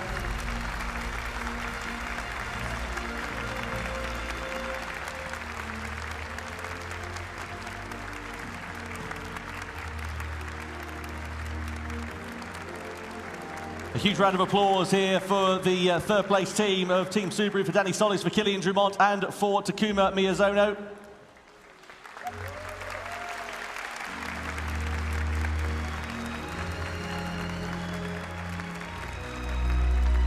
Now time for the second place trophy to be presented by Ikuyo Maeda for Mazda. Mazda finishing in second position here in the Manufacturers' Cup in 2025. Samuel Cardinal, Paul Yura and Ryota Kokeman are your three drivers that comprise of that team, and the medals being awarded to them.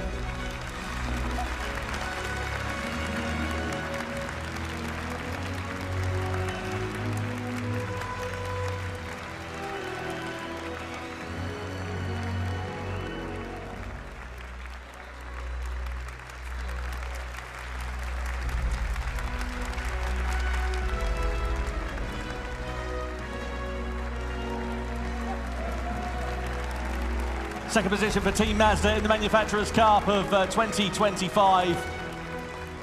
And now time then for the Trophies to be presented by Gran Turismo series producer Kazunori Yamauchi as he makes his way onto the stage here in Fukuoka. First of all, the medals presented to Chile's Angel Estrada, to Spain's Jose Serrano, and to Japan's Shota Sato of Team Porsche. To a rapturous applause in front of the crowd here in Japan. And now time for the moment we've been waiting for the Manufacturers' Cup Trophy of 2025 to be held aloft by Team Porsche.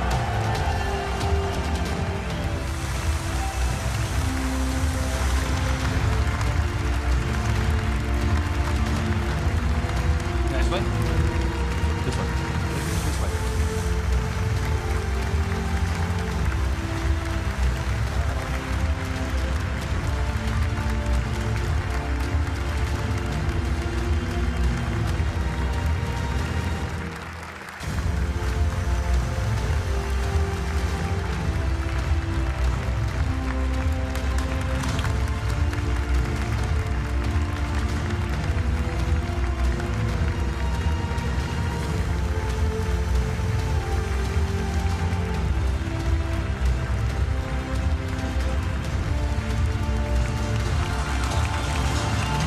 Wow, my goodness.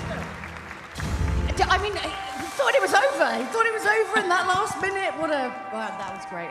Sasha, that wasn't really a question. I'm just too excited. I can't make it out. All races were so excited. 全てのレースがどれも面白かったんですけど、どうですか?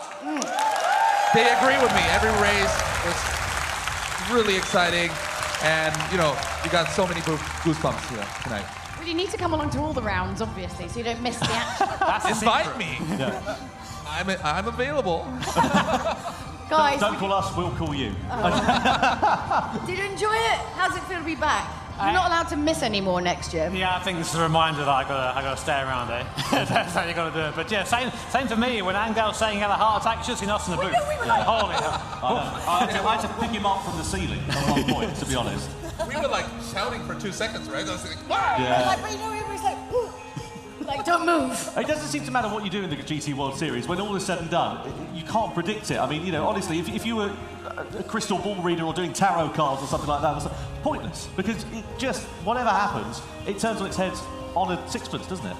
Good life lesson, Never give up. Never give up, kids. I thought you were going to say never read crystal balls then. Well, look, we have got an incredible another year to do next year. I know, let's get this one finished, but we do have tickets for Abu Dhabi, so if you ever fancy a little trip abroad, you can come along. Yeah, why not? アブダビね、ラウンド1すぐまた来年3月ありますんで、ぜひ皆さんチケットを手に入れて来ていただきたいと思います。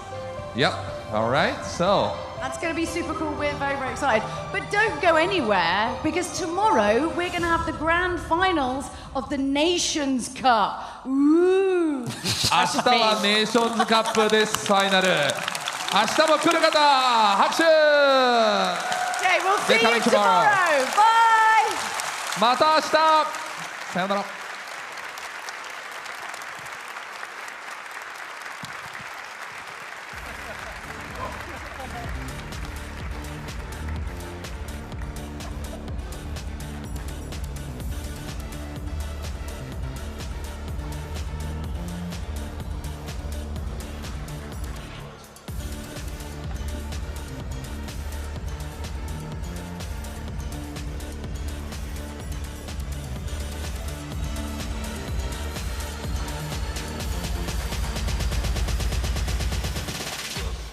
プレイステーション